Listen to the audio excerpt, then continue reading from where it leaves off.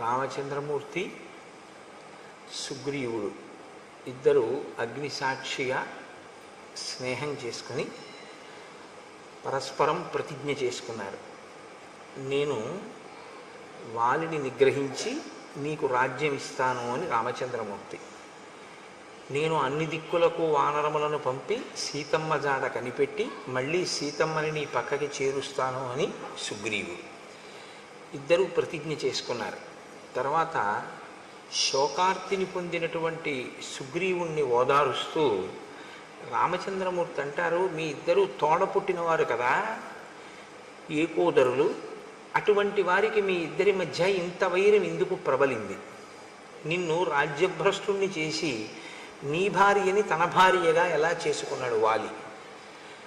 నాకు ఈ విషయాన్ని వివరిస్తే మీ ఇద్దరి మధ్య ఇంత వైరం రావడానికి కారణం నాకు బాగా అర్థమవుతుంది అన్నారు. ఇక్కడ మీరు ఒక విషయాన్ని గమనించవలసి ఉంటుంది. పూర్వాపర విచారణ బాగా చేస్తారు రామచంద్రమూర్తి. సుగ్రీవుడి విషయంలో స్నేహం చేశారు అంటే కబంధుడు చెప్పాడు కాబట్టి స్నేహం చేశారు. ఋష్యమూక పర్వతం మీద ఎవరు ఉంటారో అక్కడ ఉండాలి అంటే పాపాచరణము లేని వారైతేనే ఉంటారు అని కబంధుడు చెప్పాడు. కాబట్టి సుగ్రీవుని యందు పాపము లేదు అని రామచంద్రమూర్తి యొక్క విశ్వాసం. కాబట్టి స్నేహం చేశారు. కేవలం సీతమ్మ జాడ కనిపెట్టడానికి ఒక మిత్రుడు కావాలి అనుకుంటే నిజానికి సుగ్రీవుడి కన్నా వాలి గొప్పవాడు. ఎందుకంటే వాలి ఒక్క కబురు చేస్తే రావణుడు చాలా భయపడతాడు. వాలి చేత నిగ్రహింపబడినవాడు రావణుడు. కాబట్టి ఆయన అలా కావాలి అనుకుంటే సహాయం వాలితోనే స్నేహం చేయొచ్చు. రాముడికి తన కార్యం నడవడం ప్రధానం కాదు, ధర్మం నిలబడి అనుషంగికంగా తన కార్యం నడవాలి తప్ప ధార్మికమైన మార్గము కాని రీతిలో తన కార్యాన్ని చక్కపెట్టుకోవడం అనేటటువంటిది రాముడికి సుతారము ఇష్టం ఉంటుంది. ఆయనకి ముందేది అంటే ధర్మం. సత్యధర్మములు రెండింటినీ రెండు పాదములుగా పెట్టుకుని నడుస్తాడు. కాబట్టి రాముని యొక్క నడక, రాముని యొక్క ఆయనము రామాయణమైంది. కనుక ఆయన సుగ్రీవుడితో స్నేహం చేసి అన్నదమ్ముల మధ్య వైరానికి కారణం అడుగుతున్నాడు. ఇది రామచంద్రమూర్తి అడగడం ఆయనకి కొద్దిగా ఆశ్చర్యంగానే ఉంటుంది. ఎందుకనంటే రామలక్ష్మణ భరత శత్రుఘ్నులు నలుగురు కూడా అంత అన్యోన్యమైనటువంటి సోదర ప్రేమ కలిగిన వారు. ఇంత సోదర ప్రేమ కలిగినటువంటి అనుభవం ఉన్నవాడే కానీ అన్నదమ్ముల్లో ఇంత దారుణంగా తమ్ముడి భార్యని తన భార్యని చేసుకుని తమ్ముణ్ణి రాజ్యం నుంచి వెళ్ళగొట్టినటువంటి అన్నగారిని చూడడం అనేటటువంటిది రామచంద్రమూర్తికి కించిత్ కొత్తతనంగానే ఉంటుంది. కాబట్టి ఆయన కారణం అడిగారు, అసలు ఏ కారణం చేత నువ్వు బయటికి పంపబడ్డావు అంటే సుగ్రీవుడు చెప్తున్నాడు, వాలీనామ మమ భ్రాత జ్యేష్ఠ శత్రునిషూదన పితుర్బహుమతో నిత్యం మమాపి చ తథాపుర. నేను వాలి అన్నదమ్ములం. నా తండ్రి గారు వాలిని చాలా ప్రేమించాడు, పెద్ద కొడుకు కనుక. నేను కూడా వాలిని చాలా ప్రేమించాను, వాలిని చాలా గౌరవించాను. మా తండ్రి గారు శరీరాన్ని విడిచిపెట్టిన తరువాత జ్యేష్ఠ కుమారుడు కనుక వాలికి పట్టాభిషేకం జరిగింది. ఆయన రాజ్యాన్ని చేస్తున్నాడు. రాజ్యం ప్రశాసతస్తస్య పితృపైతామహం మహత్ అహం సర్వేషు కాలేషు ప్రణతః ప్రేష్యవత్స్థితః. వాలి రాజ్యం చేసేటటువంటి సమయంలో తాతలు తండ్రుల దగ్గర నుండి వచ్చినటువంటి రాజ్యాన్ని వాలి పరిపాలన చేసినటువంటి సమయంలో కూడా, అంటే రాజ్యమునందు వాలి ప్రతిష్ఠింపక పూర్వము, రాజ్యమునందు వాలి ప్రతిష్ఠింపబడిన తరువాత కూడా నేను ఆయన్ని ఒక సేవకుడు ఎలా గౌరవిస్తాడో అంత మర్యాదతో అంత గొప్పగా సేవించాను. అంటే నేను ఒక తమ్ముణ్ణి అన్న భావనతో ఎప్పుడు అహంకరించలేదు. నేను ఒక సేవకుడును అన్న భావనతోనే నేను వాలిని అనువర్తించాను. అంత గౌరవంగానూ చూశాను. ఒకానొకప్పుడు మాయావీనామ తేజస్వి పూర్వజో దుందుభేశ్రుత తేన తస్య మహద్వైరం స్త్రీకృతం విశ్రుతం పురా. ఒక స్త్రీ కారణంగా వాలికి మాయావి అనబడేటటువంటి ఒక రాక్షసునికి వైరం వచ్చింది. ఈ మాయావి మయుని యొక్క కుమారులలో పెద్దవాడు. అంటే మీకు వాలి యొక్క శీలం ఎటువంటిది, సుగ్రీవుని యొక్క శీలం ఎటువంటిది ఒక గీత గీసి మహర్షి మాటల్లోనే చూపిస్తూ ఉంటారు. ఒక స్త్రీ కారణంగా వైరం, అంటే ఒకే స్త్రీని ఇద్దరు కాంక్షించి ఉన్నారు కాబట్టి వాలికి మయుడికి మధ్యలో అభిప్రాయ భేదాలు వచ్చాయి. ఒకానొక రాత్రి వేళ, ఒక అర్ధరాత్రి సమయంలో ఆ మయుడు కిష్కింధా నగరానికి చేరుకున్నాడు. అప్పటికి వాలి నిద్రపోతున్నాడు. ఆయన వచ్చి ఒక పెద్ద సింహనాదం చేశాడు. ఓ వాలి, నువ్వు బయటికి రా, నిన్ను నేను నిర్జిస్తాను, నేను అందుకే వచ్చాను. అంటే వేళాపాళాలైనటువంటి క్రౌర్యం, వేళాపాళాలైనటువంటి ఆగ్రహం. అంటే ఇంకా అతను చేరిందే తడవు కిష్కింధ, వాలిని చంపెయ్యాలన్నంత క్రుద్ధుడయ్యి ఉన్నాడు. కాబట్టి ఇప్పుడు ఆయన ఒక పెద్ద కేక వేశాడు. వెంటనే వాలి లేచి, నేను ఏదో మధువు సేవించి ఉన్నాను, రాత్రి వేళ కనుక నిన్ను నిగ్రహించలేని అనుకుంటున్నావేమో, నువ్వు అక్కడే నిలబడు, నేను వస్తున్నాను, నీతో తలపడతానని వాలి కూడా గబగబా బయలుదేరి యుద్ధానికి వెళ్ళాడు. వాలిని అనుగమించి సుగ్రీవుడు కూడా వెళ్ళాడు. ఎందుకనంటే వాలి సుగ్రీవుల యొక్క ప్రేమ ఈ వైరం రానంతకాలం కూడా రామలక్ష్మణుల మధ్య ప్రేమ ఎలా ఉంటుందో అలాగే ఉంటుంది అని నేను మాట అంటే అంత పెద్ద దోషభూయిష్టమైనటువంటి మాట ఏం కాదు అది. ఎందుకంటే ఇంచుమించు అంత ప్రేమతోనూ ఉంటారు ఇద్దరు. సుగ్రీవుడు అలా అనువర్తించాడు, వాలి కూడా అంత ప్రేమించినట్లే కనపడుతుంది మనకి. కాబట్టి సతుమే భ్రాతరం దృష్ట్వా మాంచ దూరాదవస్థితం అసురో జాత సంత్రాస ప్రదుద్రావ తతో భృశం. చాలా దూరం నుంచి వాలిని సుగ్రీవుణ్ణి చూశాడు. చూసి ఇంత యుద్ధానికి వచ్చి వాలిని మట్టు పెడతానని పెద్ద పెద్ద కేకలు వేసి సింహనాదం చేసినటువంటి ఆ మాయావి, ఆ మయుని కుమారులలో పెద్దవాడైనటువంటి మాయావి ఒక్కసారి పరుగు లంఘించుకున్నాడు. వెనక్కి తిరిగి ఆయన పరుగెత్తి వెళ్ళిపోతున్నాడు. విడిచిపెట్టలేదు వాలి ఆయన్ని తరిమాడు. ఆయన వెళ్ళి వెళ్ళి వెళ్ళి వెళ్ళి ఆ మాయావి పచ్చగడ్డితో ఉన్నటువంటి ఒక పెద్ద బిలంలోకి, భూగృహంలోకి ప్రవేశించాడు. ప్రవేశించి దానిలోకి వెళ్ళిపోయాడు. అది చాలా చీకటిగా ఉంది. ఆ బిలం లోపలికి వెడితే అతను ఎక్కడున్నాడో, అతని పరివారం ఎవరైనా ఉన్నారో, ఇంకా ఎవరైనా యుద్ధానికి తలపడతారో తెలియని పరిస్థితి. కాబట్టి ఇప్పుడు వాలి అందులో ప్రవేశిస్తుంటే సుగ్రీవుడు నమస్కారం చేసి అన్నాడు, అన్నయ్య నేను కూడా నీతో వస్తాను అన్నాడు. అంటే మీరు ఇది చెప్పేటప్పుడు రాముడితో చెప్తున్నాడు సుగ్రీవుడి కథ. సుగ్రీవుని యొక్క మనస్సు ఎంత పరిశుద్ధంగా ఉందో, అన్న పట్ల భిన్నాభిప్రాయం ఉన్నవాడు కాడు, అన్న రాజ్యాన్ని కైవసం చేసుకుందామనేటటువంటి ఉద్దేశ్యం ఉన్నవాడు కాడు. కాబట్టి అన్న నేను నిన్ను అనుగమించి ఈ భూగృహంలోకి వస్తాను అన్నాడు.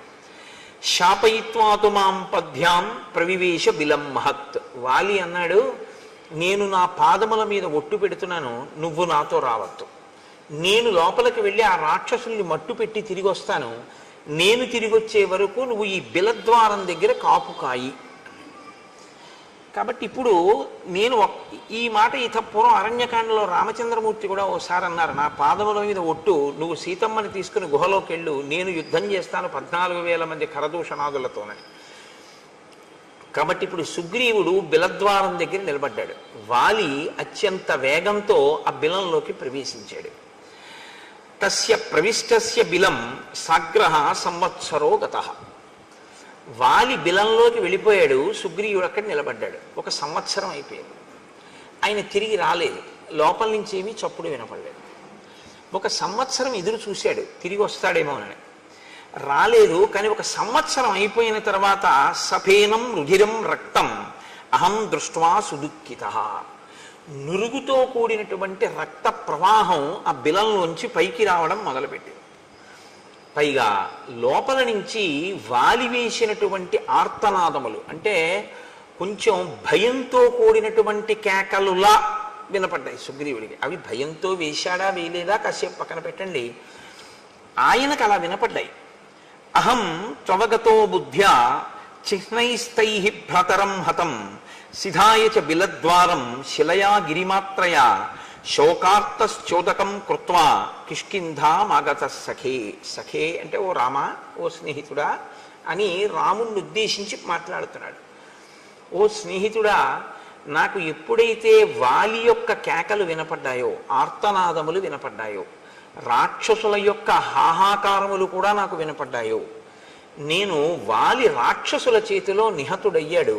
అక్కడ ఒక్క మాయావియే కాదు, చాలామంది రాక్షసులు ఉన్నారు. అందరూ కలిపి వాలిని మట్టు పెట్టారు అని నిర్ణయానికి వచ్చాను. వచ్చి వాళ్ళు పైకి వస్తారేమో అని. ఎందుకంటే ఎప్పుడూ సుగ్రీవుడికి జీవితాంతం పోలికే. ఎటువంటి పోలిక అంటే, నా అన్నగారు చాలా గొప్పవాడు, నా అన్నగారు చాలా పరాక్రమవంతుడు, అన్న చెయ్యలేని పని నేను చెయ్యలేను అని ఒక ఆలోచన ఎప్పుడు సుగ్రీవుడికి. కాబట్టి నా అన్నగారే ఎంత ప్రమాదంలో ఉన్నాడంటే, ఇప్పుడు నేను బిలంలోకి వెళ్ళి కానీ బిలద్వారం దగ్గర నిలబడగానే ఏం చేస్తాను? కాబట్టి లోపల ఉన్న రాక్షసులు పైకి రాకుండా చెయ్యాలనుకున్నాడు.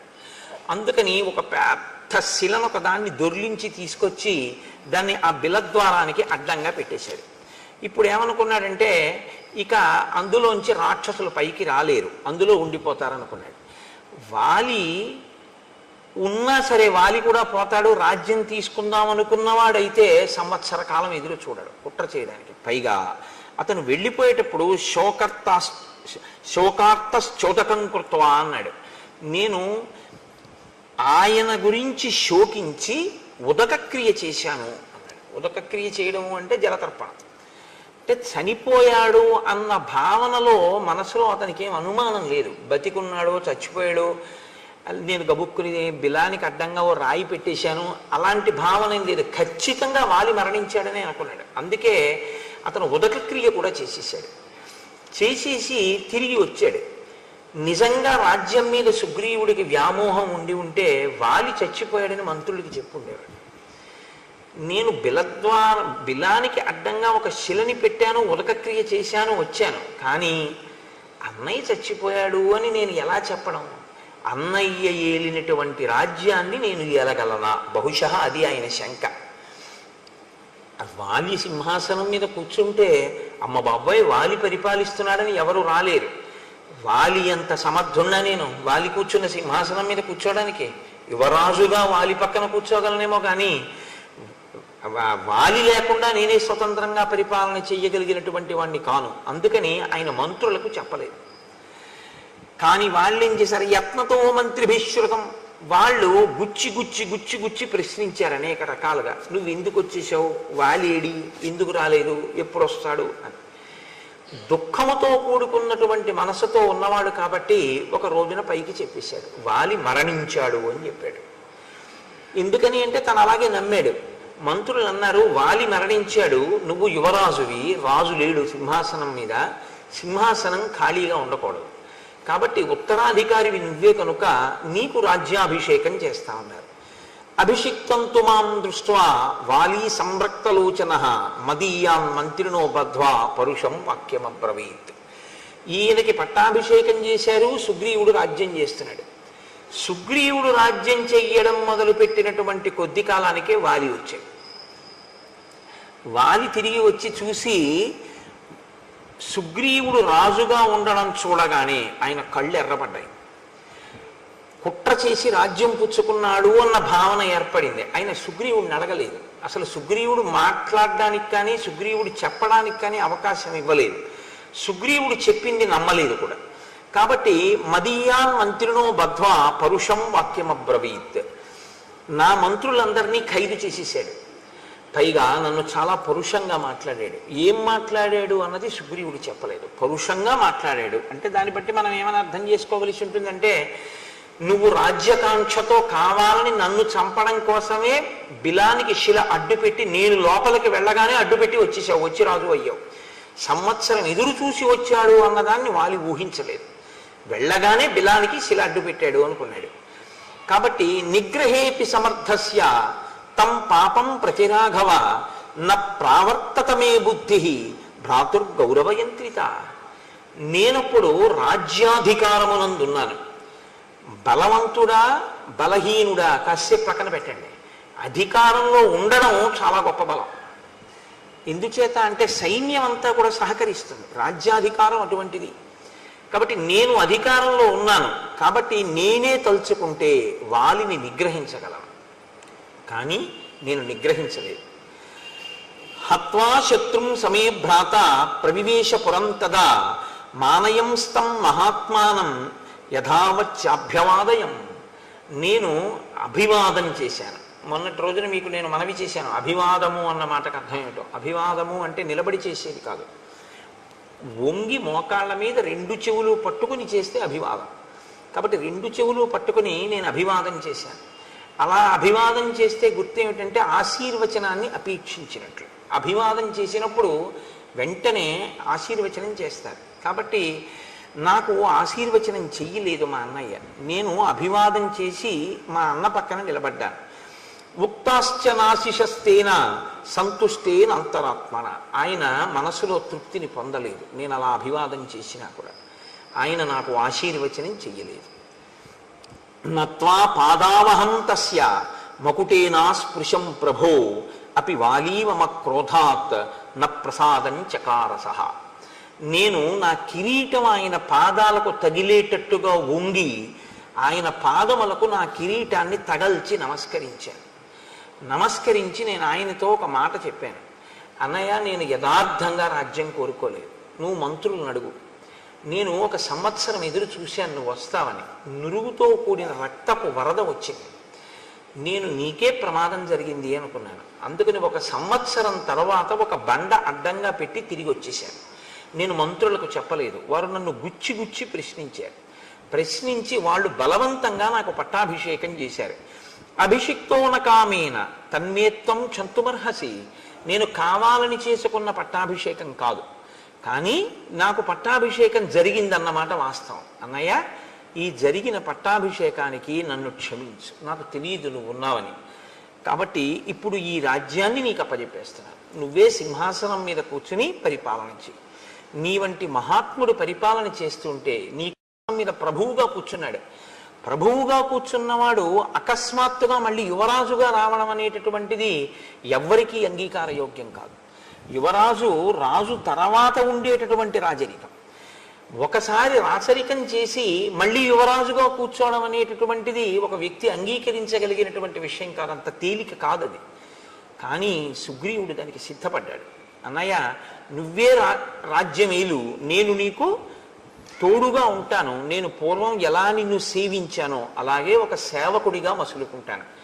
నేను యువరాజుగానే ఉంటాను అని అభ్యర్థించాను. కానీ వాలి సభని ఏర్పాటు చేసి మంత్రుల్ని, పౌరుల్ని అందరినీ పిలిచాడు. పిలిచి ఒక మాట అన్నాడు.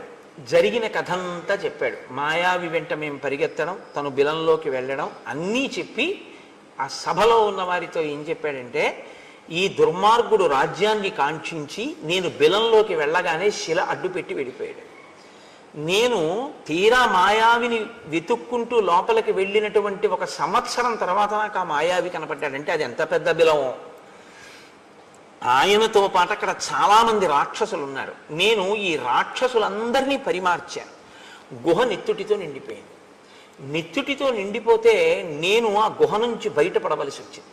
తీరా నేను లోపల నుంచి సుగ్రీవా సుగ్రీవా సుగ్రీవా అని ఎంత అరిచినా నాకు జవాబు రాలేదు. నేను బయటికి వెడదామని వస్తే శిల అడ్డు పెట్టేసింది. నేను నా పాదములతో అనేక పర్యాయములు ఆ శిలని తన్నాను. తంతే ఆ శిల బద్దలైంది. బద్దలైన తర్వాత నేను బయటికి రాగలిగాను. ఈ క్రూరాత్ముడు ఇంత దుశ్చర్య చేసి నువ్విక్కడ ఉండు అని చెప్తే ఉండడం మానేసి శిలని అడ్డుపెట్టి ఇక్కడికొచ్చి రాజ్యాన్ని తీసుకున్నాడు. కాబట్టి వీడు నా పట్ల క్రూరంగా వ్యవహరించాడు, కాబట్టి నేను వీడిని చంపేస్తానన్నాడు అని నా భార్య రుమని తన భార్యగా స్వీకరించాడు. ఇక్కడ మీరు ఒక విషయాన్ని గమనించవలసి ఉంటుంది. తార అని ఒక ఆవిడ ఉంది, వాలి భార్య. వాలి భార్య తార, సుగ్రీవుడి భార్య రుమ. వాలి తారతో కలిసి రాజ్యం వెళుతుండేవాడు. వాలి మరణించాడు అని తెలిసిన తర్వాత, అంటే వాలి మరణించాడు అనుకున్న తర్వాత ఆమె సుగ్రీవుడికి భార్య అయింది తార. వాలి వచ్చేంత వరకు సుగ్రీవుడి భార్యగానే ఉంది తార. సుగ్రీవుణ్ణి తరిమేశారు. తరిమేశాక ఆవిడ మళ్ళీ వాలి భార్య అయింది. మళ్ళీ తర్వాత సుగ్రీవుడు వాలిని చంపేశాడు. ఆమె మళ్ళీ సుగ్రీవుడికి భార్య అయింది. మరప్పుడు సుగ్రీవుడి యందు మాత్రం దోషం లేదా? మరి అప్పుడు రాముడు ఎలా ఊరుకున్నాడు? చంపిన తరువాత వాలిని వాలి భార్య తారని సుగ్రీవుడు చేపడితే అది కూడా దోషమేగా, వదిన గారిని స్వీకరించడం, తల్లితో సమానం కదా. మరి అప్పుడు సుగ్రీవుణ్ణి కూడా చంపేయాలిగా, మరి ఎందుకు చంపలేదు? మరి రుమని, సుగ్రీవుడి భార్య రుమని వాలి స్వీకరిస్తే వాలి మీద ధర్మం తప్పిన వాడివి అని వాలిని ఎందుకు సంహరించాడు రామచంద్రమూర్తి? కిష్కింధకాండలో మీరు చాలా జాగ్రత్తగా దాన్ని పరిశీలనం చేయవలసి ఉంటుంది. వానర జాతులలో వానరముల యందు అనేక జాతులు ఉన్నాయి. ఇందులో కర్మాధికారము జ్ఞానాధికారము కలిగినటువంటి వానర జాతి ఒకటి ఉంది. అది చాలా శ్రేష్టమైనటువంటి వానర జాతి. వాళ్ళు సంధ్యావందనం చేస్తారు. మనుష్యులు ఎలా చేస్తారో అలా వాళ్ళు సంధ్యావందనం చేస్తారు. వాళ్ళ అంత్యేష్టి సంస్కారం అవన్నీ కూడా అలా ఉంటాయి. వాలి సుగ్రీవుడు సంధ్యావందనం చేసేటటువంటి వానర జాతిలో వచ్చినటువంటి వాడు. సంధ్యావందనం చేసే అధికారం ఉన్నటువంటి వానర జాతిలో ఒక నియమం ఉంది. అన్న వదిన, తమ్ముడు మరదలు, రెండు జంటలు ఉండగా ఏ కారణం చేతనైనా అన్నగారు కానీ తమ్ముడు కానీ మరణిస్తే, మరదలు కానీ వదిన గారు కానీ మిగిలినటువంటి వారిని, అంటే ఒక ఉదాహరణ చెప్పాలి అంటే అన్నగారు మరణించాడు అనుకోండి, ఇప్పుడు ఆ వదిన గారు తనంత తాను కోరుకుంటే తమ్ముడికి భార్య అవ్వచ్చు. అలాగే తమ్ముడు మరణించాడు అనుకోండి, తమ్ముడి భార్య కోరుకుంటే అన్నగారికి భార్య కావచ్చు. అది వాళ్ళ ధర్మం, అది వాళ్ళ నియమం. అది మీరు మన నియమాలని తీసుకెళ్ళి అక్కడ పెట్టకండి. వాళ్ళ నియమం అలా ఉంది, అది వాళ్ళకి ధర్మబద్ధం. కాబట్టి వాలి భార్యగా తార ఉన్నంతకాలం సుగ్రీవుడు ఎప్పుడు స్వీకరించలేదు. వాలి మరణించాడు అని పరిపూర్ణంగా నమ్మాడని గుర్తు ఏమిటంటే పట్టాభిషేకం చేసుకుని తారని కూడా తీసుకున్నాడు. ఆవిడ అంగీకరించింది సుగ్రీవుడు భార్యగా ఉండడానికి, కాబట్టి స్వీకరించాడు. ఇప్పుడు తప్పు లేదు. సుగ్రీవుడు కళ్ళ ముందు బతికున్నాడని వాలికి తెలుసు, తెలిసి రుమని స్వీకరించాడు, ధర్మం తప్పాడు, అందుకుని చంపాడు. ఇది మీరు పట్టుకోవలసి ఉంటుంది. తర్వాత సుగ్రీవుడు మరణించాడు, వాలి మరణించాడు. వాలి మరణించిన తరువాత వాలి భార్య తార ఇప్పుడు భర్త పోయాడు కాబట్టి కోరుకుంటే ఆయన తమ్ముడికి భార్యగా వెళ్ళవచ్చు. కాబట్టి తార తమ్ముడికి భార్యగా వెళ్ళింది. రాముడి జోక్యం చేసుకోండి. ఆ ధర్మ సూక్ష్మాన్ని మీరు పట్టుకోవాలి. కిష్కింధకాండలో ఈ విషయాన్ని మీరు జాగ్రత్తగా పట్టుకోకపోతే ఏమవుతుందంటే రాముడు వాలినే ఎందుకు నిగ్రహించాడు, సుగ్రీవుణ్ణి ఎందుకు నిగ్రహించలేదు అన్నది ఒక పెద్ద ప్రశ్నగా నిలబడిపోతుంది. కాబట్టి నేను అనుకుంటున్నా ఇప్పుడు మీకు స్పష్టమైంది అని నేను అనుకుంటున్నాను. రాముడు ధర్మాత్ముడు, ఆయన ధర్మాన్నే నిలబెడుతూ ఉంటాడు ఇప్పుడు. కాబట్టి రామ, నేను బ్రతికుండగా నన్ను చంపడానికి ప్రయత్నం చేసి ఈ భూమండలం అంతా తిరిగాను వాలి తరువుకొస్తే. ఋష్యమూక పర్వతం మీదకి వచ్చి కూర్చున్నాను. కిష్కింధ పక్కనే ఉంది ఋష్యమూక పర్వతం. ఆఖరికి నేను ఈ ఋష్యమూకం మీదే కూర్చున్నాను. ఒక కారణం వల్ల ఇక్కడికి వాలి రాడు, అంతే చెప్పాడు. అప్పటికే ఆ మాటే చెప్పాడు. ఒకానొక కారణం చేత వాలి ఇక్కడికి రాలేడు. వాలే కాదు, వాలి అనుచరులు కూడా రాలేడు. అందుకని నేను ఇక్కడ ఉన్నాను, కానీ ప్రాణాలు అరచేత పెట్టుకుని ఉన్నాను. ఎందుకంటే నన్ను చంపాలి అని కృతకృత్యుడై ఉన్నాడు. ఎలాగైనా తమ్ముడిని చంపేస్తానంటున్నాడు. అందుకని ఏ క్షణంలో ఎవరిని పంపి నన్ను చంపుతాడోనని భయపడడం వల్లే మీ ఇద్దరిని చూసినప్పుడు కూడా వాలే పంపాడు అని నేను అంత భయపడ్డాను. నేను బ్రతికుండగా నా భార్య రుమని తన భార్యగా వాలి అనుభవిస్తున్నాడు. ఇది వాలి చేసినటువంటి ద్రోహం. అందుకని వాలిని సంహరించి నాకు రాజ్యాన్ని భార్యని ఇప్పించవలసింది అని నిన్ను ప్రార్థిస్తున్నాను అన్నాడు. ఇప్పుడు వెంటనే రామచంద్రమూర్తి అన్నారు, యావత్తం నాభిపశ్యామి తవ భార్యాపహారిణం తావత్ సజీవే పాపాత్మ వాలి చారిత్ర దోషక. ఆయన తీర్పు చెప్తారు. చారిత్ర దోషక, నడవడి లేనివాడు. ధర్మం తెలియదా? తెలుసు, అలా చేపట్టకూడదు రుమనని తెలుసు, చేపట్టాడు. ఎలా చేపట్టాడు? తమ్ముడు బతికుండగా చేపట్టాడు, కాబట్టి ధర్మం తప్పాడు. ధర్మం తప్పినటువంటి ఆ వాలిని ఇక నేను బతకనివ్వను. నా కంటికి వాలి ఎంతకాలము కనపడడో అంతకాలమే బ్రతికుంటాడు. నా కంటికి వాలి కనపడిన ఉత్తర క్షణంలో వాలి మరణిస్తాడు. కాబట్టి నువ్వు ఇవ్వాలే, ఇప్పుడే బయలుదేరి కిష్కింధకి యుద్ధానికి పిలు. బయటికి వస్తాడు, నేను వాలిని చంపేస్తాను. సరే, బయలుదేరారు. ఆ వాలి, ఆ సుగ్రీవుడు రామచంద్రమూర్తితో మీ పరాక్రమం మీద నాకు ఎటువంటి అనుమానం లేదు, మీరు ఇంద్రుడితో తుల్యమైన వారు, మీరు వాలిని నిగ్రహించగలరు, వాలినేమి 3 లోకములనే నిగ్రహించగలరు, అంతటి పరాక్రమ సంపన్నులు. అటువంటి మీతో నాకు మైత్రి ఏర్పడడం చాలా గొప్ప విషయం, చాలా సంతోషించవలసిన విషయం. రాజ్యభ్రష్టుడైన ఒక వానరుణ్ణి నేను, అటువంటి వానరుడితో మీరు స్నేహం చేశారు. పైకి అంటూ ఉంటాడు ఈ మాటలు, కానీ సుగ్రీవుడి మనసులో ఉన్న భావనలన్నీ వేరు ఈ సందర్భంలో. ఎందుకో తెలుసా అండి, ఆయన ఎప్పుడైనా సరే లక్ష్మణుడిని అసలు కూర్చోమని చెప్పడం.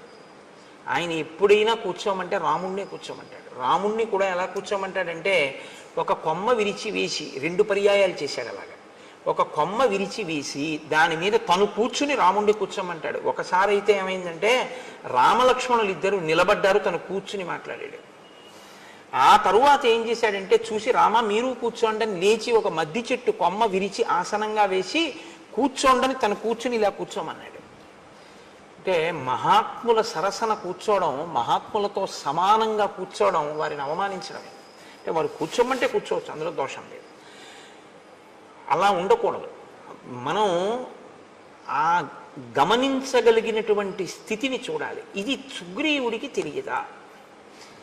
రాముడు మహాత్ముడని తెలియదండి, తెలియకపోవడం వల్ల అలా ప్రవర్తించాడు అని మీరు అన్నారు అనుకోండి. లేకపోతే మహాత్ములతో అలా ప్రవర్తించకూడదని సుగ్రీవుడికి తెలియదండి అని మీరు అన్నారనుకోండి.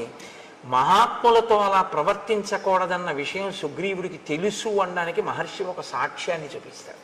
నేను మీకు ఎదర వచ్చినప్పుడు చూపిస్తాను. అంటే తెలిసి అలా ప్రవర్తించాడు. ప్రవర్తించి మీ అంతటి వారు నాతో స్నేహం చేస్తున్నారు, ఇంకింతకన్నా ఏం కావాలంటాడు. కానీ మనసులో అనుమానపడుతుంటాడు. ఏమనుమానపడ్డాడంటే, ఆగండి వెడదాం, పిలుస్తాను వాలిని, యుద్ధం చేస్తాను, ఇది చంపుదురు కానీ నేను ఒక్క మాట చెప్తాను కొంచెం వినండి అన్నాడు. దేని గురించి భయం సుగ్రీవుడికి అంటే ఇప్పుడు బయటపడుతున్నాడు. సముద్రాత్ పశ్చిమాత్ పూర్వం దక్షిణాదపి చోత్తరం క్రామత్య నుదితే సూర్యే వాలి వ్యపగత క్లమః.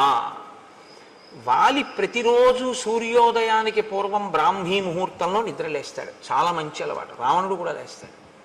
కానీ ఇద్దరికీ ఉన్న లక్షణం ఏమిటో తెలుసా అండి? ఆయనకి కామం, ఈయనకి అహంకారం. నాకు బలం ఉంది అని. సంధ్యావందనం చెయ్యాలి అనుకున్నటువంటి వాడు ఒక చోట కూర్చుని చేసుకుంటే చాలు. అంతేకాని బలం ఉంది కదా అని సంధ్యావందనం చేసేటటువంటి వాడు ఏదో చెరువు దగ్గరికి వెడితే 4 గట్ల మీద సంధ్యావందనం చేయాలి, 4 చోట్లకి వెళ్ళి తర్పణ అర్ఘ్యం ఇవ్వాలని ఏం లేదు. కానీ ఒంటి బలం అటువంటిది. కాబట్టి ఆయన ఏం చేస్తాడంటే 4 సముద్రముల దగ్గరికి వెడతాడు అర్ఘ్యం ఇచ్చేటప్పుడు. అంటే దిగ్దేవతా నమస్కారానికి తిరిగినట్టుగా 4 సముద్రములకు వెడతాడు. తూర్పు సముద్రం, పశ్చిమ సముద్రం, ఉత్తర సముద్రం, దక్షిణ సముద్రం ఒక్కొక్క గంతులోనే వెళ్ళిపోతాడు. దక్షిణ సముద్రం దగ్గర కూర్చున్నవాడు ఒక్క గంతు వేస్తే ఉత్తర సముద్రం దగ్గర ఉంటాడు. ఉత్తర సముద్రం దగ్గర నుంచి ఒక్కసారి లంఘిస్తే మళ్ళీ తూర్పు సముద్రానికి వస్తాడు. తూర్పు సముద్రం నుంచి బయలుదేరితే ఒక్క గంతులో పశ్చిమ సముద్రాన్ని చేరుకుంటాడు.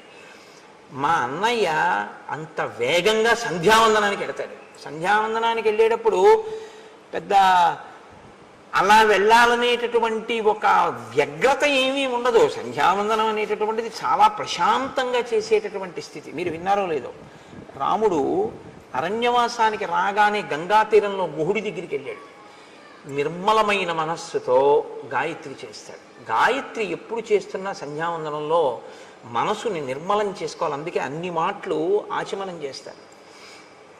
స్థూల సూక్ష్మ కారణ శరీరముల యందు ఉండేటటువంటి తాపములను నిగ్రహించి మనసుని నిలబెట్టి సంధ్యావందనం చెయ్యాలి, గాయత్రి చెయ్యాలి.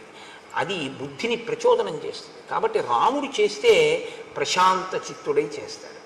వాలి చేస్తే తన బలాన్ని బయట పెట్టుకునేటట్టు చేస్తాడు. సంధ్యావందనంలా చెయ్యాలి తప్ప సంధ్యావందనం వేళంబరానికి వెటకారాలకి సంధ్యావందనాలు చేయకూడదు. అది చాలా ప్రమాదం కూడా. అలాంటి పిచ్చి పనులు ఎప్పుడూ చేయకూడదు. దాన్ని చేసేటప్పుడు తదేక దృష్టితో జాగ్రత్తగా ఆ మర్యాదతో ఆ గౌరవంతో చేయవలసి ఉంటుంది. కాబట్టి 4 సముద్రముల దగ్గరికి వెడతాడు మా అన్నయ్య. ఒక్కొక్క గంతులో వెళ్ళిపోతాడు. అయిపోయిన తర్వాత ఏం చేస్తాడో తెలుసా? సంధ్యావందనం అయ్యాక అంటే సూర్యోదయం అయిపోయే లోపల ప్రాయశ్చిత్తం లేకుండా కదా అర్ఘ్యం ఇచ్చేయాలి. కాబట్టి త్వరతో ముందు సంధ్యావందనం చేస్తాడు. చేసిన వెంటనే ఏం చేస్తాడంటే అగ్రాణ్యారుహ్య శైలానాం శిఖరాణి మహాంత్యపి ఊర్ధ్వముత్పాత్య తరసా ప్రతిగృహ్ణాతి వీర్యవాన్. ఆయన పర్వతముల యొక్క శిఖరముల దగ్గరికి వెళ్ళి నించుంటాడు. నించుని ఆ పర్వత శిఖరములను ఊపి చేత్తో బంతులు పట్టుకున్నట్టు పట్టుకుంటాడు. పట్టుకుని ఈ శిఖరములను గాలిలోకి ఎగరేస్తాడు. ఎగరేసి పట్టుకుంటూ ఉంటాడు కింద పడకుండా. పర్వత శిఖరములను పిరికి ఆడుకోవడం మా వాడికి పొద్దున్నే చేసుకునే వ్యాయామం లాంటిది. బంతి ఆట కింద లెక్కది.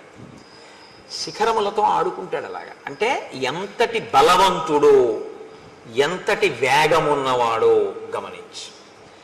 బలం ఉండడం ఒకెత్తండి, బలానికి పక్కన వేగం ఉండడం మరింత ద్విగుణీకృత బలం. అది బలం ఉన్న చోట వేగం ఉండాలని లేదు, వేగం ఉన్న చోట బలం ఉండాలని లేదు. బలము వేగము కూడా ఉన్నాయనుకోండి, చాలా కష్టం ఇంకా పట్టుకోవడం.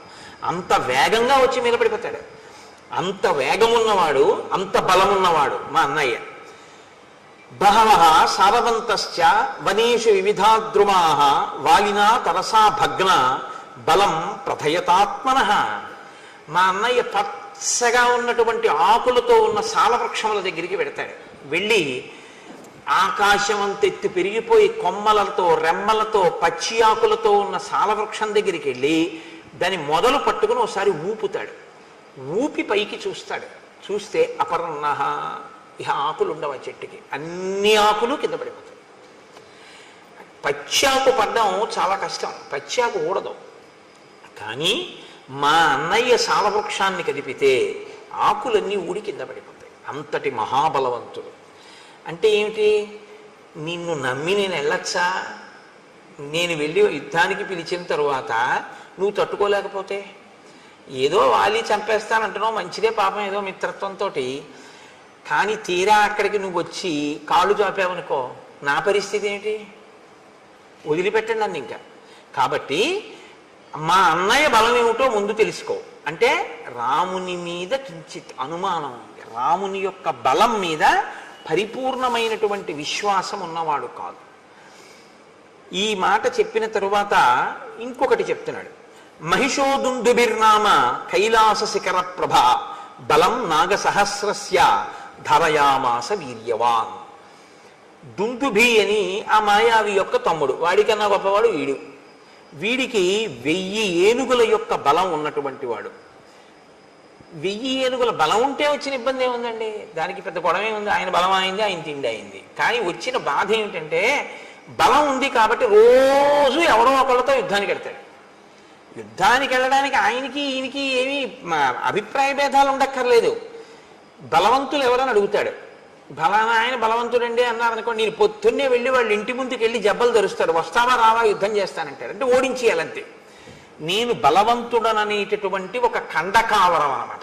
కాబట్టి ఈ దుందుబి 1000 ఏనుగుల బలం ఉన్నవాడు కాబట్టి ఒకసారి సముద్రుడి దగ్గరికి వెళ్ళాడు. సముద్రుడు అనంతమై గంభీరంగా ఉంటాడు కాబట్టి ఆయన దగ్గరికి వెళ్ళి జబ్బలు చరిచి అన్నాడు, నువ్వు ఇంత పెద్ద సముద్రుడు ఉన్నావు, ఇంత బలవంతుడు అంటారు, ఇవాల్టితో నీ పొగరనిచేస్తాను, రా యుద్ధానికి అన్నాడు.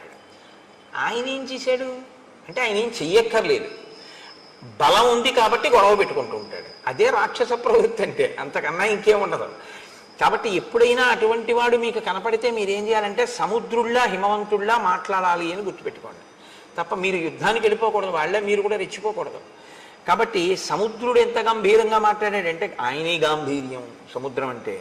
తత సముద్రో ధర్మాత్మ సముద్ధాయ మహాబల అబ్రవీద్వచనం రాజనం అసురం కలచోదితం. కాలము చేత గ్రసింపబడడానికి సిద్ధపడుతున్నటువంటి ఆ దుందుబికి ఈ కండకావరం పెరిగింది. కాబట్టి సముద్రుడి దగ్గరికి వెడితే సముద్రుడు లేచన్నాడు, నీతో నేనేమి యుద్ధం చేస్తానయ్యా?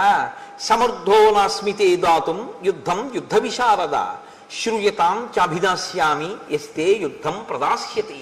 శైలరాజో మహారణ్యే తపస్వి శరణం పరం శంకర శ్వశురో నామ్నా హిమవానితి విశ్రుత గుహప్రస్రవణోపేతో బహుకందర నిర్ఝర స సమర్థస్తవ ప్రీతిం అతులాం కర్తుమాహవే.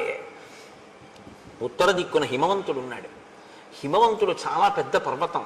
ఋషులందరూ ఆయన్ని ఆశ్రయించి ఉంటారు, తపస్సు చేసుకోవడానికి ఆ హిమవత్ పర్వతం మీద ఉంటారు. ఆయన యందు పెద్ద పెద్ద గుహలు ఉన్నాయి, అనేకమైన నదులు పుట్టి ఆయన మీద ప్రవహిస్తూ ఉంటాయి, అంత బలవంతుడు. పైగా శంకరుడికి మామగారు కాబట్టి ఆ హిమవంతుడి దగ్గరికి వెళ్ళి అడుగు, ఆయన చేస్తాడు యుద్ధం. నీలాంటి వాడితో నేనేం యుద్ధం చేస్తాను, కాబట్టి నాతో యుద్ధం అక్కర్లేదు, నేనే చెప్తున్నానుగా చేయలేనని ఆయన దగ్గరికి వెళ్ళాను. వాడు వెంటనే అయితే నువ్వు చేయలేవన్నమాట, కాబట్టి ఓడిపోయినట్టే. వాడికి అక్కడతో ఆ కోరిక తీరిపోయింది. కాబట్టి ఇప్పుడు కానీ వాడికి ఆ తీట వదిలిపోతూ ఉండాలి, రోజు ఎవరో ఒకళ్ళతో యుద్ధం చెయ్యాలి వాడు. కాబట్టి వాడు హిమవంతుడి దగ్గరికి వెళ్ళాడు, పిలిచి నువ్వు నాతో యుద్ధం చెయ్యాలి, సముద్రుడు నీ గురించి ఇంత గొప్పగా చెప్పాడు, నేను నీతో యుద్ధానికి వచ్చానన్నాడు. అంటే ఆయన అన్నాడు, దేనికి యుద్ధం, మన ఇద్దరి మధ్య వైరం ఏం లేదు, నిష్కారణంగా నాతో యుద్ధం ఎందుకు అంటే, లేదు నాకు బలం ఉంది, నువ్వు బలవంతుడవో నేను బలవంతుడినో తేలిపోవాలన్నాడు. నీ అంత బలవంతుడిని నేను కాదని నేనే చెప్తున్నాను. నేనేదో తాపసులకి ఆశ్రయం ఇస్తూ ఉంటాను, వాళ్ళు తపస్సు చేసుకుంటూ ఉంటారు నా దగ్గర, నేను అందుకు పనికి వచ్చేవాడినే కానీ ఇలా యుద్ధాలు అవినే చేయలేను అన్నాడు. నువ్వు యుద్ధం అన్నా చెయ్యి, నాతో యుద్ధం చేసేవాడిని అన్నా చూపించన్నాడు. అదో పెద్ద విచిత్రమైనటువంటి విషయం. ఒక్కొక్కడి స్థితి, రాక్షసత్వం అన్న మాట అంత ప్రబలంగా ఉంటుంది వాళ్ళలో ఉండేటటువంటి మనఃప్రవృత్తి. అంటే ఆయన అన్నాడు, వాలీనామ మహాప్రాజ్ఞ శక్రతుల్య పరాక్రమ అధ్యాస్తే వానర శ్రీమాన్ కిష్కింధాం అతుల ప్రభాం స సమర్థో మహాప్రాజ్ఞ తమ యుద్ధ విశారద ద్వంద్వయుద్ధం మహద్దాతుం నముచేరివ వాసవ. నముచికి ఇంద్రుడికి యుద్ధం జరిగితే ఎలా ఉంటుందో అలా ఉంటుంది నువ్వు వాలితో యుద్ధం చేస్తే. కిష్కింధారాజ్యాన్ని పరిపాలన చేస్తున్నాడు, మహాబలవంతుడు, నీకు తగినవాడు, ఆయనతో యుద్ధం చేయి, మీ ఇద్దరికీ సరిపోతుంది, బాగుంటుంది, నేను నాతో ఎందుకు, అక్కడికి వెళ్ళాడు. అంటే మళ్ళీ ఒక్క గంతులో అక్కడి నుంచి ఇక్కడికి వచ్చాడు. కానీ పాపం అప్పటికే తిరిగాడు కదండి, మరి ఓసారి సముద్రుడి దగ్గరికి వెళ్ళాడు, ఓసారి హిమవంతుడి దగ్గరికి వెళ్ళాడు. దేనికి, ఓ పుణ్యమా పురుషార్థమా, గొడవ తెచ్చుకోవడానికి వెళ్ళాడు. గొడవ పెట్టుకోలేదు వాళ్ళు గొడవ పెట్టుకోలేదన్న కక్ష కడుపులో ఉండిపోయింది. వాళ్ళు గొడవ పెట్టుకోలేదు, ఇవాళ నాకు యుద్ధం చేయడానికి ఒక్కడ దొరకలేదు, సూర్యాస్తమయం అయిపోయింది. వాడికి ఎంత బాధో చూడండి. ఏదో ఇవాళ నేను అయ్యో ఒక్క గుడికి వెళ్ళలేదు, ఒక్క గోపురానికి వెళ్ళలేదు, రామాయణంలో ఒక్క శ్లోకం చదవలేదు, ఒక్కసారి రామనామం రాయలేదు, రామరామ అనలేదు, ఇవాళంతా ఏమిటో ఇలా గడిచిపోయింది అని భక్తుడు విసుక్కున్నట్లు వాడికి చాలా కోపం వచ్చింది. సూర్యాస్తమయం అయిపోయింది, ఒక్కడు గొడవకు వచ్చిన వాడు లేడు, ఒక్కడితో యుద్ధం దొరకలేదు, చీకటి పడిపోయింది. వీడు వస్తాడో రాడో, పడుకున్నాడో ఏమో. కాబట్టి ఇప్పుడు రెచ్చగొట్టడానికి కిష్కింధ వెళ్ళాడు. అప్పటికే బాగా చీకటి పడిపోయింది, ఊరుకోవచ్చు, కానీ రేపు పొద్దున్న మళ్ళీ ఎక్కడికైనా వెళ్ళిపోతానంటాడేమో అని కంగారు, యుద్ధానికి ముందే సిద్ధం చేసేసుకుంటే పోతుందని. అంటే ఎంత వెర్రిగా ఉంటారో చూడండి ఒక్కొక్కళ్ళ మనస్తత్వం. మీరు ఇవి చూసి రామాయణం చూసి అలా ఉంటారనుకోకండి, నేను పేర్లు చెప్తే బాగుండదు, పేపర్లలో చదవట్లా మీరు, ఎంతమందో ఇలాంటి వాళ్ళు. కాబట్టి అయిన దానికి కాని దానికి జబ్బలు చదవడం, రా నాతో అంటూ ఉండడం, ఎంత రాక్షసత్వంతో ఉంటారు. కిమర్థం నగరద్వారం ఇదం వృద్ధ్వా వినర్దసి దుందుబే విదితో మేసి రక్ష ప్రాణాన్ మహాబల. వాలి ఈ దుందుబి చేసినటువంటి హడావిడి విన్నాడు. ఆయన వచ్చినవాడు ఊరుకున్నాడా, ఒక మహిష రూపంలో వచ్చాడు. వచ్చి ఒక పెద్ద మహానాదం ఒకటి చేశాడు. ఆ కిష్కింధంతా చెట్లున్నాయి, ఆ చెట్లన్నీ విరగ్గొట్టేస్తున్నాడు. గిట్టలతో భూమినంతటినీ కూడా ఇలా దున్నేసి ఆ పైకి మట్టి రేపేసి భూమిని బద్దలు చేసేస్తున్నాడు. ఆ బలంతో ఆ నగర ద్వారాన్ని భేదించేస్తున్నాడు, బద్దలు కొడుతున్నాడు. బద్దలు కొడుతుంటే వాలి నిద్ర లేచన్నాడు, ఎందుకురా ఎవడరా అల్లరి చేస్తున్నవాడో, ఏమిట్రా అంత కంగారు వాడికి, ఎందుకు అలా ఆ నగర ద్వారాన్ని బద్దలు కొడుతున్నాడు అంతే. ఆయన అడిగింది, నాకు నీతో యుద్ధం కావాలి, ఇప్పుడు చేస్తావా రేపు చేస్తావా అని అడిగితే అయిపోతుంది పోనీ. కానీ వీడన్నాడు, అంటే రాక్షసత్వం అంటే మాటలు ఎలా ఉంటాయో చూడండి, అకారణంగా. నత్తం స్త్రీ సన్నిధౌ వీర వచనం వక్తుమర్హసి మమ యుద్ధం ప్రయచ్ఛాత్య తతో జ్ఞాస్యామి తే బలం. ఆడాళ్ళ దగ్గర కూర్చొని అరవడం కాదు. అంటే మరి రాత్రి అయిపోయింది, అంతఃపురవాసంలో రాణుల దగ్గర కదా ఉంటాడు, ఆడవాళ్ళ దగ్గరుండి ఏదో పెద్ద వీరుళ్ళ ఎవడరా అని అడగడం కాదు, రా యుద్ధానికి, నీ బలం ఏంటో తేల్చేస్తానన్నాడు. ఎవరసలు వాడు, ఏమీ చెప్పడం, కంగారు. అనుకుని మళ్ళీ ఏమనుకున్నాడో వెంటనే అభయం ఇచ్చాడు, ఫోన్లే చీకటి పడిపోయాక వచ్చాను కదా అని. అధమాధారయిష్యామి క్రోధమధ్య నిశామి మాం గృహ్యతాం ఉదయ స్వైరం కామభోగీషు వానర. పోన్లే ఎలాగో అలా కష్టపడి రేపు పొద్దుటి వరకు నేను ఈ కోపాన్ని ఇలాగే అట్టి పెట్టుకుంటాను, రేపు పొద్దున్న యుద్ధానికి రా, ఇవాళకి రాత్రి నీ రాణులతో హాయిగా కామోపభోగాన్ని అనుభవించు. ఎందుకు ఆ కోపాన్ని నిలబెట్టుకోవడం? ఎవడైనా కోపం వదిలేస్తానని చూడాలి. ఆయన అంటాడు చాలా కష్టం మీద రేపు పొద్దుటి వరకు కోపాన్ని నిలబెట్టుకుంటానంటాడు. అంటే దుష్టుడి యొక్క మనఃప్రవృత్తి ఎలా ఉంటుందో చూడండి. ఉత్తమే క్షణకోపస్య మధ్యమే ఘటికాద్వయం అధమే స్యాదహోరాత్రం పాపిస్తే వర్ణాంతక. కష్టపడి కోపం నిలబెట్టుకోవడం ఎందుకండి? అది పోతుంటే హాయిగా వదిలిపెట్టేయాలి దాన్ని. అమ్మాయి మన ప్రయత్నం లేకుండా పోయిందిరా అనుకోవాలి. కానీ వాడికి అలా చిత్తశాంతి లేదు, దాన్ని కష్టపడి నిలబెట్టుకుంటున్నాడు, గిట్టలతో గీరేస్తున్నాడు, చెట్ల కొమ్మలు అంటే రాత్రల్లా అలా చేస్తూ ఉంటాడు. నువ్వేం చేయాలి? వాలి ఏం చెయ్యాలో చెప్తున్నాడు. ఇవాళ రాత్రికి నీ రాణులతో భోగించు. దీయతాం సంప్రదానంచ పరిష్వజ్యచ వానరాన్ సర్వశాఖా మృగేందస్త్వం సంసాదయ సుహృజ్జనాన్. నువ్వు దాన ధర్మాలు ఏమైనా చెయ్యాలనుకుంటున్నావేమో ఇవాళ రాత్రి చేసేసి, ఎవరికేమైనా ఇద్దామనుకుంటే ఇచ్చేసి. పరిష్వజ్యచ వానరాన్, ఎవరైనా నీకు ముఖ్యమైనటువంటి వానరుల్ని చూడాలంటే వాళ్ళని పిలిపించి కౌగిలించేసుకోసారి. ఎందుకంటే ఇవన్నీ అంటే ఖండకావరం నోటి తీట. సర్వశాఖా మృగేందస్వం సంసాదయ సుహృజ్జనాన్. ఒకసారి నీ సుహృత్తులు ఉంటారు, మంచి స్నేహితులు, మళ్ళీ చూడడం ఉండదు, రేపు పొద్దున చంపేస్తాను నేను, అందుకని వాళ్ళందరినీ పిలిచి ఓసారి చూసేసి. అంటే దేనికి చంపేస్తావు? ఏమి కారణం లేదు, తను బలవంతుడు అనిపించుకోవాలి కాబట్టి చంపేస్తాడంతే. సుదృష్టాం కురు కిష్కింధాం కురుష్వాత్మ సమంపురే క్రీడస్వచ సహ స్త్రీభి అహం తే దర్పనాశన. రేపు ఎలాగో నిన్ను చంపేస్తాను ఉదయం, కాబట్టి ఇవాళ ఏం చేస్తావో తెలుసా? ఒకసారి ఆ కిష్కింధా సామ్రాజ్యాన్నంతటిని ఓసారి చూసేసుకో. రాజు కాబట్టి నీకు ఆ మక్కువ ఉంటుంది, ఓసారి ఆ రాజ్యం వంక చూడు. నీకు ఇష్టం కాబట్టి ఆ రాజధాని వంక కూడా ఓసారి చూసేయి. ఇవాళ రాత్రి నీకు ఇష్టమైనటువంటి స్త్రీలు ఎవరున్నారో వాళ్ళతో భోగించి రేపు పొద్దున నిన్ను చంపేస్తాను.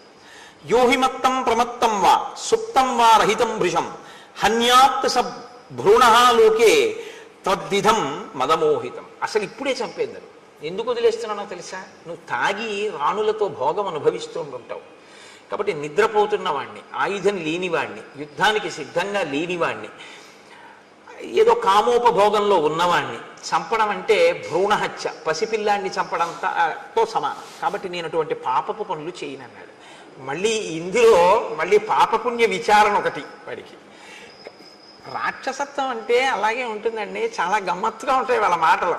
కాబట్టి రేపొద్దున్న యుద్ధానికి రాను అంటే వాడికి వీడికన్నా సరదా వాడికి. వాడన్నాడు రేపొద్దుడి దాకా ఎందుకు, నేను తాగిన అది వీరరసం, నేను మధుపానం చేసినా అది నన్నేం అడ్డదు, కాబట్టి నిన్ను ఇప్పుడే చంపేస్తాను, రేపొద్దుడి దాకా ఏంటి, అవన్నీ నాకేం అవసరం లేదన్నాడు. అని వెంటనే లోపలికి వెళ్ళి తమేవ ముక్త్వా సంక్రుద్ధో మాలాముక్షిప్య కాంచనీం పిత్రా దత్తాం మహేంద్రేణ యుద్ధాయ వ్యవతిష్ఠత. తన తండ్రి అయినటువంటి మహేంద్రుడిచ్చిన బంగారు మాల ఒకటి ఉంది, ఆ మాల తీసి మెడలో వేసుకున్నాడు. ఆ మాలకి ఒక శక్తి ఉంది, అది తనలోని తేజస్సుని తనలోని బలాన్ని క్షీణించిపోకుండా మాల స్వీకరించి కాపాడుతుంది. ఎదుటివారి బలాన్ని లాగేస్తుంది అని చెప్పకూడదు మీరు ఎప్పుడు. అది ఆయనలో తేజస్సుని ఆయనలో బలాన్ని క్షీణించిపోకుండా తనలోకి తీసుకుని కాపాడి మళ్ళీ ఇస్తూ ఉంటుంది. మహేంద్రుడిచ్చిన మాలకి ఆ శక్తి ఉంది. అందుకే అది మెడలో ఉన్నంతసేపు వాలి మరణించాడు. వాలి మరణించాలి అంటే అది మెడలోంచి తీసేయాలి, అది మెడలోంచి తీస్తేనే మరణిస్తాడు. కాబట్టి ఇప్పుడు ఆ హారాన్ని మెడలో వేసుకున్నాడు. వేసుకుని వెళ్ళి ఆ రెండు కొమ్ములు పట్టుకుని ఎవడరా దుందుబి నువ్వే అని అన్నాడు. అవును నేనే అన్నాడు. రేపు పొద్దుడు దాకా ఎందుకు ఇప్పుడు రా అని రెండు కొమ్ములు పట్టుకుని విరిచేశాడు. ఇంత అల్లరి చేసిన వాడు ఏమీ లేదు. 4 పిడిగుద్దులు గుద్దాడు, ముక్కులోంచి చెవుల్లోంచి నోట్లోంచి నెత్తురు కక్కుని ఢామ్మని చచ్చిపోయాడు. ఎందుకు ఇంత అల్లరి అంటే ఎందుకు ఎక్కడో హాయిగా పడుకోక ఈశ్వరుడు ఇచ్చిన బలంతో ఎందుకు వచ్చిన గొడవ, ఎందుకు వెళ్ళినట్టు, ఎందుకు యుద్ధం చేసినట్టు, ఎందుకు చచ్చిపోయినట్టు అంటే ఒక్కటే చెప్పవలసి ఉంటుంది, ఖండకావరము. కాబట్టి తం తోలయిత్వా బాహుభ్యాం గతసత్వం అచేతనం చిక్షేప బలవాన్ వాలి వేగే నైకేన యోజనం. అదిగో అప్పుడు మా అన్న వాలి ఏం చేశాడో తెలుసా? ఆ చనిపోయినటువంటి దుందుభిని కోపంతో వాడు కొన ప్రాణంతో ఉండగా రెండు చేతులతో పైకెత్తి గిర్ర గిర్ర గిర్ర గిర్ర తిప్పి విసిరిశాడు. పర్వతం అంత శరీరం ఉన్నవాడు దుందుబి. ఆ శరీరాన్ని విసిరితే అది యోజనం దూరం వెళ్ళి పడింది రామ. ఇదిగో ఆ పడిపోయిన శరీరమే ఇప్పుడు అస్థిపంజరం అయిపోయింది, ఎండిపోయి అది ఇలా అయిపోయింది. ఆ విసిరినప్పుడు నవరంధ్రములలోంచి నెత్తురు కారుతోందేమో దుందుబి శరీరంలోంచి. తస్య వేగ ప్రవిద్ధస్య వక్త్రాక్షతజ బిందవ ప్రపేతుర్మారుతో క్షిప్త మతంగస్యాశ్రమం ప్రతి. ఆ గాలిలో వచ్చేస్తున్నటువంటి ఆ దుందుబి యొక్క శరీరంలోంచి కారుతున్న నెత్తురు మతంగ మహర్షి యొక్క ఆశ్రమంలో పడింది, ఆశ్రమ ప్రాంగణంలో పడింది. ఆయన బయటికి వచ్చారు. ఏమిట్రా పెద్ద చప్పుడైంది, ఏదో పడిపోయినట్టు అని బయటికి వచ్చారు. బయటికి వస్తే నెత్తురు పడిపోయింది అదంతా. ఆయన వెంటనే ఒకసారి అంతర్ముఖులై చూశారు, ఎందుకు పడింది ఇంత రక్తం అని. దుందుబి శరీరాన్ని వాలి విసిరాడు అని గ్రహించారు.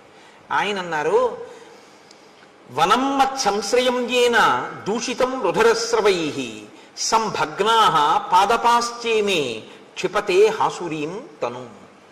నేను ప్రాణప్రదంగా పెంచుకుంటున్నటువంటి చెట్లతో కూడినటువంటి ఈ ఆశ్రమం నేను నివసించేటటువంటి ప్రదేశం. దీన్ని కలుషితం చేశాడు వాలి. ఆ నెత్తుటి ధారలు ఇక్కడ పడేటట్టుగా విసిరాడు దుందుబి కళేవరాన్ని. కాబట్టి ఎవడైతే ఈ శరీరాన్ని ఇలా విసిరాడో వాడు ఈ ఆశ్రమంలోకి అడుగు పెడితే వెంటనే మరణిస్తాడు అని ఊరుకోలేదు ఆయన. సమంతాద్యోజనం పూర్ణం ఆశ్రమం మమకం యది ఆగమిష్యతి దుర్బుద్ధి వ్యక్తం సన భవిష్యతి. నేను ఎంతో కష్టపడి ఈ వనాన్నంతటినీ పెంచి పెద్ద చేసి కందమూలములు తింటూ ఉంటాను. నా బిడ్డల్లాంటివి ఈ చెట్లన్నీ. ఇటువంటి చెట్లన్నీ పాడైపోయేటట్టుగా విసిరాడు ఆ దుందుబి శరీరాన్ని. మరి పర్వతం అంత శరీరం పడిపోతే చెట్లు పాడవండి. కాబట్టి ఈ ఆశ్రమంలోకే కాదు, ఆశ్రమానికి ఒక యోజనం దూరంలో ఎప్పుడైనా వాలి లోపలికి వస్తే వెంటనే వాలి మరణిస్తాడు అని ఆయన అన్నాడు. వాలి ఈ కోపాన్ని పెట్టుకుని తన వాళ్ళని పంపించి పాడు చేస్తుంటాడేమో అని. దివసస్యాస్య మర్యాద యంద్రష్టాశోస్మి వానరం బహువర్ష సహస్రాణి సవై శైలో భవిష్యతి. వాలికి సంబంధించినటువంటి వాళ్ళు, వాలి సైన్యంలో ఉన్నవాళ్ళు కానీ వాలి పరివారంలో ఉన్నవాళ్ళు కానీ ఎవరైనా ఒక్కరోజు సమయం ఇస్తున్నారు. ఇప్పటికిప్పుడు వెళ్ళిపోమంటే వెళ్ళిపోరు. కాబట్టి 24 గంటలలో వాళ్ళు ఇక్కడ ఉన్నటువంటి ఈ ఋష్యమూక పర్వత శిఖరములన్నిటి నుంచి ఖాళీ చేసి వెళ్ళిపోవాలి. అలా కాని వెళ్ళకపోతే వాళ్ళు ఈ ఋష్యమూక పర్వతాల మీద ఉంటే నేను తిరుగుతున్నప్పుడు వాళ్ళు నా కంట పడగానే వాళ్ళు కొన్ని సంవత్సరముల పాటు శిలలైపోతారు అన్నాడు. అనేటప్పటికీ వాలికి సంబంధించినటువంటి వానరుల పర్వతం అంతా ఖాళీ చేసి కిష్కిందకి వెళ్ళిపోయారు. అంతమంది వానరులు ఋషిమూక పర్వతం నుంచి వస్తే చూసి వాలి అన్నాడు, మీ అందరు ఎందుకు వచ్చారన్నాడు. మహర్షి శపించారన్నాడు. ఆయన పరుగెత్తుకుంటూ వెళ్ళి మతంగ మహర్షి యొక్క కాళ్ళ మీద పడ్డాడు. పడితే మతంగ మహర్షి క్షమించలేదు. అలా కుదరదు, నీకు ఈ శాపం ఉంటుంది అని చెప్పి ఆయన లోపలికి వెళ్ళిపోయారు. కాబట్టి మా అన్నకి భయం. కాబట్టి మా అన్న ఎప్పుడూ ఈ దరిదాపులకు రాడు. అందుకని నేను ఈ ఋష్యమూక పర్వతం మీద మతంగ మహర్షి యొక్క ఆశ్రమం చుట్టూ ఉన్నటువంటి ప్రాంతంలో ఇక్కడ బ్రతుకుతున్నాను. కాబట్టి రామ, ప్రాణములు గుప్పెట్లో పెట్టుకుని ఉన్నాను. ఇది దుందుబి యొక్క కళేవరం అని ఇప్పుడు రాముణ్ణి ఇంకొంచెం దూరం తీసుకెళ్ళాడు. తీసుకెళ్ళి ఇమే చ విపులాహ సాలాహ సప్త శాఖావలంబిన ఎత్రైకం ఘటతే వాలి నిష్పత్రయితు మోజస. ఇవిగో ఇవే 7 సాల వృక్షాలు వరుసగా ఉన్నాయి చూసావా, ఇవి 7. ఇవే ఉదయం సంధ్యావందనం చేసుకున్న తర్వాత మా అన్నయ్య వచ్చి దీన్ని కదిపేవాడు. దీన్ని ఊపితేనే ఆకులన్నీ రాలిపోతాయి. రామ, మా అన్నయ్య ఇంత బలవంతుడు, ఇంత వేగం ఉన్నవాడు, నేను చెప్పవలసింది చెప్పాను, నీకు నమ్మకం ఉందా వాలిని చంపగలనని అని అడిగాడు. అంటే ఇంత చెప్పినా బలవంతుడు అనుకుంటున్నావా, నిజంగా అంత బలం ఉందా అంటే రాముడు ఏమనలేదు, లక్ష్మణుడు నవ్వాడు. ఆయన అన్నాడు, తథా ప్రమాణం సుగ్రీవం ప్రహసన్ లక్ష్మణోబ్రవీత్ కస్మిన్ కర్మని నిర్వృత్తే శ్రద్ధద్యా వలినోవధం. ఏమి నీకు అనుమానమా, మా అన్నయ్య చంపగలడు వాలిని. వాలికి ఎంత వేగం ఉందో అంతకన్నా వేగం మా అన్నయ్య బాణానికి ఉంది. నీకు అనుమానమా? నేను చెప్తున్నాను మా అన్నయ్య చంపగలడని. అనుమానం ఉంటే ఏం చేస్తే నమ్ముతావు చెప్పు అన్నాడు. ఇప్పుడు ఏమనాలి నిజంగా నమ్మకం ఉంటే? లక్ష్మణుడు ఈ మాట అన్న తర్వాత సరే అయితే రామా నేను యుద్ధానికి ఎడతాననాలి. కానీ ఆయన అలా అనలేదు. సుగ్రీవుడు అన్నాడు, నువ్వు ఒక్క బాణంతో ఒక సాలవృక్షాన్ని కొడితే నేను నమ్ముతాను.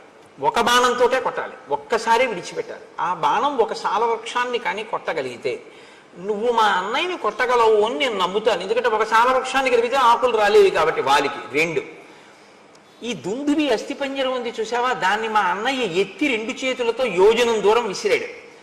నువ్వు నీ కాలి బొటన వేలుతో దీన్ని ఎత్తి 200 ధనస్సుల దూరం విసిరి చూస్తానంటే 400 గజాలు విసిరితే నేను నమ్ముతాను అన్నాడు. అంటే సుగ్రీవుడికి నమ్మకం కలిగించడానికి ఆయన కర్మ అండి రామచంద్రమూర్తికి, ప్రయోజనం సుగ్రీవుడిది, పరీక్ష రామచంద్రమూర్తికి. అంత బలం ఉందా లేదా ముందు నాకు చూపించు అంటే డ్రైవింగ్ లైసెన్స్కి బ్రేక్ ఇన్స్పెక్టర్ గారి ముందు ఒకసారి స్కూటర్ నడిపినట్టు సుగ్రీవుడి ముందు రామచంద్రమూర్తి తన విలువిద్యని ప్రదర్శిస్తున్నారు. ఎటువంటి మహానుభావుడు, ఎటువంటి స్థితి. కాబట్టి ఇప్పుడు ఆయన అన్నాడు, సరే నీకు నా బలం తెలియాలి అంతే కదా. అంటే వెంటనే సుగ్రీవుడు అంటాడు, అయ్యయ్యో మీ బలం నాకు తెలియక కాదు, మీరు దేవేంద్రుడు అంతటి బలవంతులు. మీరు దేవేంద్రుడిని ఏమిటి 3 లోకములను నిగ్రహిస్తారు, అంతటి బలపరాక్రమములు ఉన్నవారు. దశరథ మహారాజు గారి కొడుకు, మహానుభావుడివి, అస్త్రశస్త్రములు ఎరిగిన వాడివి. కానీ వచ్చిన ఇబ్బంది ఏమిటంటే మా అన్నయ్య బలం నాకు ప్రత్యక్షంగా తెలుసు, నీ బలం విన్నానంతే, నాకు ప్రత్యక్షంగా తెలియదు. కింతు తస్య బలజ్ఞోహం బలశాలిన అప్రత్యక్షం తుమే వీర్యం సమరేతవ రాఘవ. మా అన్నయ్య యుద్ధాలు చేయడం నేను చూశాను, మా అన్నయ్య ఓడిపోవడం అన్నది నేను చూడలేదు. వాళ్ళెప్పుడు ఓడిపోలేదు జీవితంలో, కాబట్టి వాలి ఓడిపోవడం అన్నది నేను చూడలేదు. బలానా దానికి ఓడిపోతాడని చెప్పడం కుదరదు. అంత వేగం, అంత బలం నీకు ఉంది అని నేను విన్నాను, కానీ నేను ఎప్పుడు చూడలేదు. కాబట్టి ప్రత్యక్షంగా చూస్తే ధైర్యం వేరు. కాబట్టి ఓసారి ఇవి 2 చేసి చూపిస్తే నమ్ముతాడు. పైకి నమ్మినట్టే ఉంటాడు, కానీ ఓసారి ఈ కంటితో చూస్తే కానీ నమ్మనంటుంటాడు. సుగ్రీవుణ్ణి అనక్కర్లేదండి, మనందరం అంతే కదా. మీరు కాదు, మీరు పెద్దలు, నేను మిమ్మల్ని అంటలేదు. నా బోటిగాడు ఈశ్వరుడు ఉన్నాడు అంటుంటాను, కానీ ఏమో ఎందుకైనా మంచిది మన గొడవ మనం చూసుకుంటుంటే అంటుంటాం. నమ్మినట్టు ఉంటాం, కానీ అవును ప్రహ్లాదుడిని రక్షించాడు, అవును రామచంద్రమూర్తి అదేంటి వానరులందరినీ రక్షించారు అంటాం, రామాయణం అంతా చెప్తాం, కానీ మన అపనమ్మకం మందే. సుగ్రీవుడు అంతే. కాబట్టి ఇప్పుడు ఆయన నీకు నమ్మకం కలగడం కోసం నేను ఈ దుందిపి కళేవరాన్ని ఎత్తి విసిరాలంతే కదా అని, ఏదైనా ప్రత్యయోస్మాసు విక్రమే తవ వానర ప్రత్యయం సమరే శిలాఘ్యం అహముత్పాదయామితే రాఘవో దుందుబే కాయం పాదాంగుష్ఠేన లీలయా తోలయిత్వా మహాబాహు చిక్షేప దశయోజనం. వాలి 2 చేతులతో ఎత్తి గిరగిరా తిప్పి 1 యోజనం విసిరినటువంటి దుందుబి యొక్క కళేబరాన్ని రామచంద్రమూర్తి తన కాలి బొటన వేలితో పైకెత్తి దశయోజనం చిక్షేప దశయోజనం 10 యోజనముల దూరం విసిరిశారు కాలి బొటన వేలితో. నమ్ముతావా అన్నాడు. అంటే ఆయన అన్నాడు, అప్పుడు మా అన్నయ్య చంపినప్పుడు అది పచ్చిగా ఉంది, మాంసంతో ఉంది, నెత్తుడితో ఉంది, బరువుగా ఉంది, ఎత్తి యోజనం విసిరాడు. ఇప్పుడు చాలా కాలం అయిపోయింది, ఎండిపోయింది, అస్థిపంజరం అయిపోయింది. దాన్ని నువ్వు బొటన వేలుతో విసిరావు 10 యోజనాలు. ఒక్క సాలవృక్షాన్ని కూడా కొట్టు ఒక బాణంతో, కొడితే నమ్ముతాను అన్నాడు. అంటే ఇంకా ఇప్పటికీ కూడా పూర్తిగా నమ్మకం కలగలేదు. వెంటనే రాముడు స గృహీత్వా ధనుర్ఘోరం శరమేకంచమానద సాలముద్దిశ్య చిక్షేప జాస్వనై పురయం దిశ స విసృష్టో బలవత బాణ స్వర్ణ పరిష్కృత భిత్వా సాలాన్ గిరిప్రస్థే సప్త భూమిం వివేశ ప్రవిష్టశ్చ ముహూర్తేన ధరాం భిత్వా మహాజవ నిష్పత్య చ పునస్తూర్ణం స్వతూణీం ప్రవివేశ తాన్ దృష్ట్వా సప్త నిర్భిన్నాన్ సాలాన్ వానరపుంగవ రామస్య శరవేగేన విస్మయం పరమంగతః. నీకు నమ్మకం కల్పించడానికి ఒక సాలవృక్షం కొట్టాలి ఒక బాణంతో, అంతే కదా అని ఒక ఘోరమైన బాణాన్ని తన అమ్ముల పొదలోంచి తీసి వింటినారికి సంధించి ఆకర్ణాంతము లాగి ఆ బాణాన్ని సాలవృక్షముల మీదకి ప్రయోగించాడు రాముడు. అది ఒక ముహూర్త కాలంలో, అంటే అనే లోపల 7 సాలవృక్షములను కొట్టి ఎదురుగుండా ఉన్న పర్వతము యొక్క శిఖరములను కొట్టి పాతాళలోకంలోకి వెళ్ళి పాతాళలోకాన్ని దర్శించి మళ్ళీ పైకొచ్చి రామచంద్రమూర్తి యొక్క అమ్ముల పొదిలోకి చేరిపోయింది ఒక ముహూర్తం. ఇది చూశాక చూసి ఒక్కసారి విస్మయం పరమంగత. అబ్బా, ఇంత వేగమా రాముడి బాణానికి? మా అన్నయ్యదే వేగం అనుకున్నాను. అమ్మో, ఇలా అనేటప్పటికీ బాణం 7 సాలవృక్షములను కొట్టి పర్వతాన్ని కొట్టి ఛేదించి భూమిలోకి పాతాళంలోకి వెళ్ళి పాతాళ వివరాన్ని చూసి మళ్ళీ పైకి వచ్చి అక్షయబాణ తూణీరంలోకి వెళ్ళిపోయి చేరిపోయి. ఇప్పుడు నిలబడలేదు. ఇప్పటిదాకా ఆయన్ని నిలబెట్టి తను కూర్చుంటాడు. ఇప్పటిదాకా కొమ్మ కొట్టి ఆయన్ని ఇలా కూర్చో అని తను కూర్చోబెడతాడు. ఇప్పుడు చూశాడు రాముడు అంటే ఏమిటో. ఇప్పుడు ఏం చేశాట? సమూర్జ్ఞ న్యపతద్ధూమౌ ప్రలంబీకృత భూషణ సుగ్రీవ పరమప్రీతో రఘవాయ కృతాంజలి. ఇప్పుడు ఆయన ముందు ఇలా వంగిపోయాట. వంగిపోయి 2 చేతులతో అంజలి ఘటిస్తే ఆభరణములు వ్రేలాడాయి అన్నారు మహర్షి. ఎంత పెద్ద మాట చూడండి.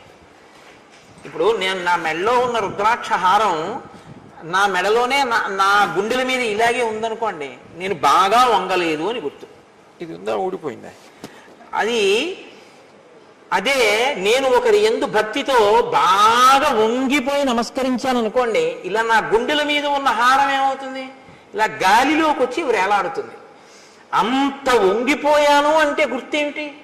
అవతల వారి యందు అంత భక్తి చూపించాను అని గుర్తు. ఇన్నాళ్ళు ఏమైంది భక్తి అంటే? ఇన్నాళ్ళు రాముడిని అలా చూడలేదు. ఇప్పుడు రాముడు ఏమిటో తెలియగానే ఏం చేశాడంటే అంత వంగిపోయాడు. వంగిపోయి అన్నాడు, ఇక వెళ్ళిపోదాం పద, పిలుస్తాను వాళ్ళని అన్నాడు. ఇప్పుడు ఎంత నమ్మకం వచ్చేసిందో చూడండి. కానీ దీని ఫలితం దీనికి ఉంటుంది. ఇది మీరు కిష్కింధకాండలో పట్టుకోవలసినటువంటి ఒక అద్భుత రహస్యం. రాముడు అన్నాడు, పద, తప్పకుండా యుద్ధం చేస్తాను, నువ్వు పిలు మీ అన్నయ్యని, మీ ఇద్దరు యుద్ధం చేస్తుంటే నేను వాలిని సంహరిస్తాను. ఇప్పుడు వెళ్ళాడు, పెద్ద సింహనాదం చేశాడు. ఎవడు రావాడన్నాడు, మీ తమ్ముడే వచ్చాడన్నాడు. వీడికి ఎంత అహంకారం వచ్చిందిరా, ఋష్యమూకం నుంచి దిగి నా ముందుకు వస్తాడా యుద్ధానికి అని వాలి గబగబా బయలుదేరి వచ్చాడు. ఇద్దరు పెనుగులాడుతున్నారు, ఇద్దరు పిడికిటి పోట్లతో పొడుచుకుంటున్నారు, కలియబడుతున్నారు, గుద్దుకుంటున్నారు, తన్నుకుంటున్నారు, ఒకరి మీద ఒకరు కలియబడుతున్నారు, నెత్తురు కక్కుతున్నారు.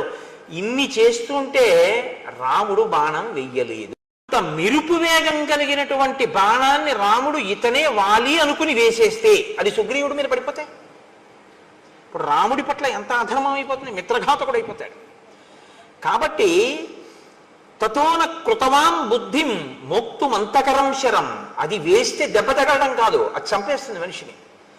కాబట్టి బాణాన్ని వేయలేదు, ఆగిపోయాడు రాముడు.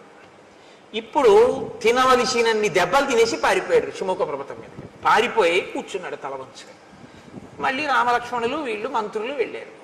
వీడికి తల వంచుకొని కూర్చున్నవాడు రాముడి వంక చూశాడు. రాముడు ఏమనలేదు.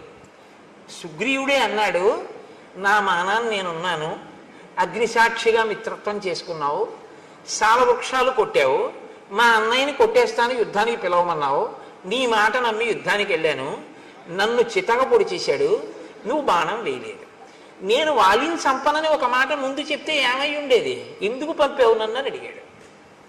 అడిగితే ఆయన అన్నాడు, నిన్ను రక్షించడానికి వాలిని సంహరించడానికి నేను బాణప్రయోగం చెయ్యాలిగా. మీ ఇద్దరూ ఒక్కలా ఉన్నారు, నేను నిన్ను చూశాను కానీ వాలిని చూడలేదు ఇంత పూర్వం. నువ్వు వాలిని పిలవడం ఏమిటి, వాడు యుద్ధానికి వచ్చేసాడు. ఇద్దరూ కలిగిపడిపోయారు. ఇద్దరూ కలిగిపడిపోయిన తర్వాత ఎంత పరికించి చూసినా ఇద్దరూ ఒక్కలాగే కనపడుతున్నారు. ఎవరు వాలో ఎవరు సుగ్రీవుడో నాకు తెలియలేదు. నిజం కూడా అంతేనండి, ఇద్దరు అలా ఉంటారు వాలి సుగ్రీవులు. కాబట్టి ఇద్దరూ అలా ఉన్నారు కాబట్టి నేను ఎవరో తెలియలేదు. పైగా మల్ల యుద్ధం చేసేటప్పుడు ఎలా ఉంటుందంటే, ధనుర్వేదంలో బాణప్రయోగం చేసుకునేటప్పుడు ఒకరి ముందు ఒకరు నిలబడి ఉంటారు. ఇటుపక్క ఒకరి నుంచి ఉంటే అటుపక్క ఒకరి నుంచి ఉంటారు. ఆయన రథం నుంచి ఈయన మీదకి బాణాలు వేస్తూ ఉంటాడు. ఏదో కొంత పరికించే అవకాశం ఉంటుంది. మల్ల యుద్ధంలో అలా ఉండదు. కింద పడుతూ ఉంటారు, మీద పడుతూ ఉంటారు, దుల్లుతూ ఉంటారు, గుద్దుకుంటూ ఉంటారు, కొట్టుకుంటూ ఉంటారు, పూడ్చుకుంటూ ఉంటారు, అరుచుకుంటూ ఉంటారు. అటు తిరుగుతుంటారు, ఇటు తిరుగుతుంటారు. ఎవడని తెలుస్తుంది? తెలియకుండా ఇతనే వాళ్ళనుకుని వేసేశాకని సుగ్రీవుడైతే అందుకు నేను వేయలేదన్నాడు. అంగీకరించాడు సుగ్రీవుడు. కానీ ఇప్పుడు మళ్ళీ వెళ్ళు మీ అన్నయ్య దగ్గరికి అన్నాడు. అయ్య బాబోయ్ అని భయం వేయదు. కాబట్టి నువ్వు బెంగ పెట్టుకోకు లక్ష్మణ, అదిగో ఆ పర్వత చర్యల కింద గజపుష్పీం ఇమాం పుల్లాం ఉత్పాట్య శుభలక్షణాం కురు లక్ష్మణ కంఠేస్య సుగ్రీవస్య మహాత్మనః. అదిగో అక్కడే నాగకేసరపు లత ఒకటి పుష్పించినటువంటిది పెరిగి ఉంది. ఆ లతని పీకి పట్ల లక్ష్మణ, పట్టుకొచ్చి పువ్వులతో ఉన్నటువంటి ఆ తీగని మెడలో మాలగా వేయి సుగ్రీవుడికి. ఇప్పుడు ఈ గజపుష్పలత ఉన్నటువంటి వాడు సుగ్రీవుడు, అది లేనివాడు వాలి. నాకు గుర్తు తెలుస్తుంది. ఇప్పుడు వాలిని సంహరిస్తాను. కాబట్టి నువ్వు మళ్ళీ వెళ్ళి ఇప్పుడు పిలు మీ అన్నయ్యని యుద్ధానికి, నీకేమీ ప్రమాదం రాదు. ఇక్కడే మీరు ఒక విషయాన్ని గమనించాలి. ఇది యథార్థమేనా? రాముడు నిజంగా బాణం వేయకపోవడానికి కారణం అంతేనా? అంతే. మీరు అందులో ఏమాత్రమైన సందేహాన్ని మనసులో పెట్టుకుని మాట్లాడితే, రాముడు కొమ్మ వేశాడు సుగ్రీవుడు కూర్చోబెట్టలేదు, లక్ష్మణుడిని కూర్చోబెట్టలేదని మనసులో పెట్టుకుని బాణం వేయలేదండి అన్నారనుకోండి, రాముని యొక్క త్రికరణ శుద్ధిని మీరు శంకించడం. మరి రాముడు బాణం వెయ్యడానికి వీలు లేనంతగా వాలి సుగ్రీవులు ఒక్కలా కనపడి రాముడు బాణం వెయ్యలేని స్థితి ఎందుకు వచ్చింది? సుగ్రీవుడి పాపమే అలా చేసింది. ఏమిటా పాపం? మహాత్ముల పట్ల అమర్యాదతో ప్రవర్తించడం, మహాత్ముల పట్ల మర్యాదతో ప్రవర్తించడం, ఈ రెండు సద్య ఫలితాలు ఇస్తాయి. మీరు ఒక పాపకర్మ చేసి ఉన్నారనుకోండి, మీరంటే మనం ఒక పాపకర్మ చేసామనుకోండి, అది ఎప్పుడో ఫలితాన్ని ఇస్తుంది. కొన్ని అవి ఏం చేస్తాయంటే వెంటనే ఏం ఫలితాన్ని ఇవ్వవు, ఇస్తాయి ఎప్పుడో, తర్వాత ఎప్పుడో ఇస్తాయి. కొన్ని ఈశ్వరుడు ఏం చేస్తాడంటే తర్వాత వరకు కూడా ఉంచడం. కొన్ని చాలా భయంకరమైనటువంటి ఉంటాయి. అందులో అత్యంత ప్రమాదకరమైనటువంటి దోషం మహాత్ముల జోలికి వెళ్ళడం. ఈశ్వరుణ్ణి బాగా గుండెలలో నమ్మి ఆరాధించేటటువంటి వాడు కానీ బాధపడేటట్టు మీరు ప్రవర్తిస్తే, ఆయన బాధపడ్డారా పడలేదా పక్కకు వదిలేయండి, ఆయన పడకపోవచ్చు. ఆయన బాధ పడకపోయినా ప్రవర్తించినందుకు మీరు ఫలితం అనుభవించవలసింది. ఆయన పడలేదు కదండి ఫలితం, ఆయన ఏం బాధపడితే కదా నాకు ఫలితం ఇవ్వడానికి, అది వేరు. నువ్వు ప్రవర్తించావా లేదా, ఈశ్వరుడు ఫలితం ఇచ్చేస్తాడంతే. నేను మీకు ఒక ఉదాహరణ చూపిస్తాను. సుబ్రహ్మణ్యేశ్వర స్వామి వారు ఈ దేశంలో సనాతన ధర్మంలో కర్మ మార్గాన్ని ముందు శంకరాచార్యుల వారు జ్ఞాన మార్గాన్ని నిలబెట్టడానికి వచ్చేటప్పటికి, శంకరాచార్యుల వారు అద్వైత స్థాపకుడు అంటారు, అంతకన్నా తప్పు మాట ఇంకోటి లేదు. శంకరులు అద్వైత స్థాపకులు కారు. ఎలా వచ్చేసిందో నాకు తెలియదు. ఆఖరికి ఆయన నామావళిలో కూడా అద్వైత స్థాపకాయన మహాన్ రాస్తూ ఉంటారు. ఆయన అద్వైత స్థాపకులు ఏంటి? అద్వైత స్థాపకులు శంకరాచార్యుల వారు అయితే అంతకు ముందు లేని దాన్ని ఆయన కొత్తగా తీసుకొచ్చి పెట్టినవారు. ఆ అవతారం వచ్చిందే వేదాన్ని ప్రచారం చేయడానికి. అద్వైతము వేదాంతర్గతమైన సిద్ధాంతము, వేదాంతర్గతము, వేదసారమే అద్వైతము. వేదసారమైన అద్వైతాన్ని ఆయన ప్రచారం చేశారు. అద్వైత ప్రచారకులే తప్ప అద్వైత స్థాపకులు శంకరులు కారు. అద్వైత స్థాపకులు అంటే అంతకు ముందు లేనిది ఇప్పుడు కొత్తగా తెచ్చినది అవుతుంది. ఆయన ఏదీ కొత్తగా పెట్టలేదు, ఉన్నదాన్ని ఆయన ప్రచారం చేశారంతే. అప్పుడే శంకరాచార్యులు వారి అవతారం గురించి మీకు సరిగా అర్థమైందని గుర్తు. ఒక లేఖి ప్రశ్న ఒకటి వేస్తుంటారు, ఆయన జగద్గురువులు ఎప్పుడయ్యారని. జగద్గురువులు అవడం ఏమిటైనా? ఆయన పుట్టడం జగద్గురువుగా పుట్టారు. అసలు ఆయన జగద్గురువు అవడం అన్న మాట లేదు, ఆయన పుట్టడమే జగద్గురుత్వం అంతే. కైలాస శంకరుడు కాలది శంకరుడిగా రావాలనుకున్నప్పుడే జగద్గురువుగా వచ్చారు ఆయన, తప్పించి. అందుకే అసలు ఆయన వస్తూనే సన్యాసాశ్రమం తీసుకోవడానికే సిద్ధపడి ఉన్నారు, వివాహం చేసుకోలేదు. ఆతృత సన్యాసం స్వీకరించి లోకమంతా తిరిగారు. నాకు భవతి భిక్షాందేహి అంటే చేతిలో ఏ తల్లి కబళం వేస్తుందో వాళ్ళందరూ నా తల్లులే అన్నారు ఆయన. అమ్మా, నేను నీ దగ్గర ఉంటే నువ్వు ఒకటివే తల్లివి. నేను దేశమంతా తిరిగితే నాకు ఆకలేసి ఏ ఇంటి ముందుకెళ్ళి అన్నం అడిగితే నా చేతిలో అన్నం పెట్టిన తల్లులందరూ నాకు తల్లులే.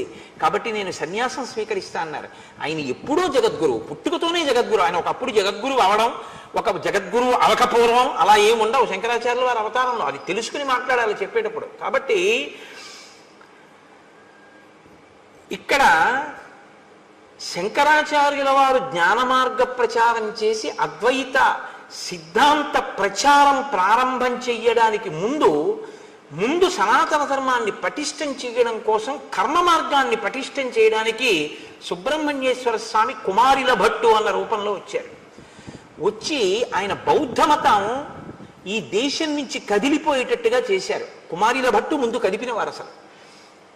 కాబట్టి శంకరాచార్యులు వారు బౌద్ధానికి వ్యతిరేకంగా ఉన్నారంటారు, తప్పది.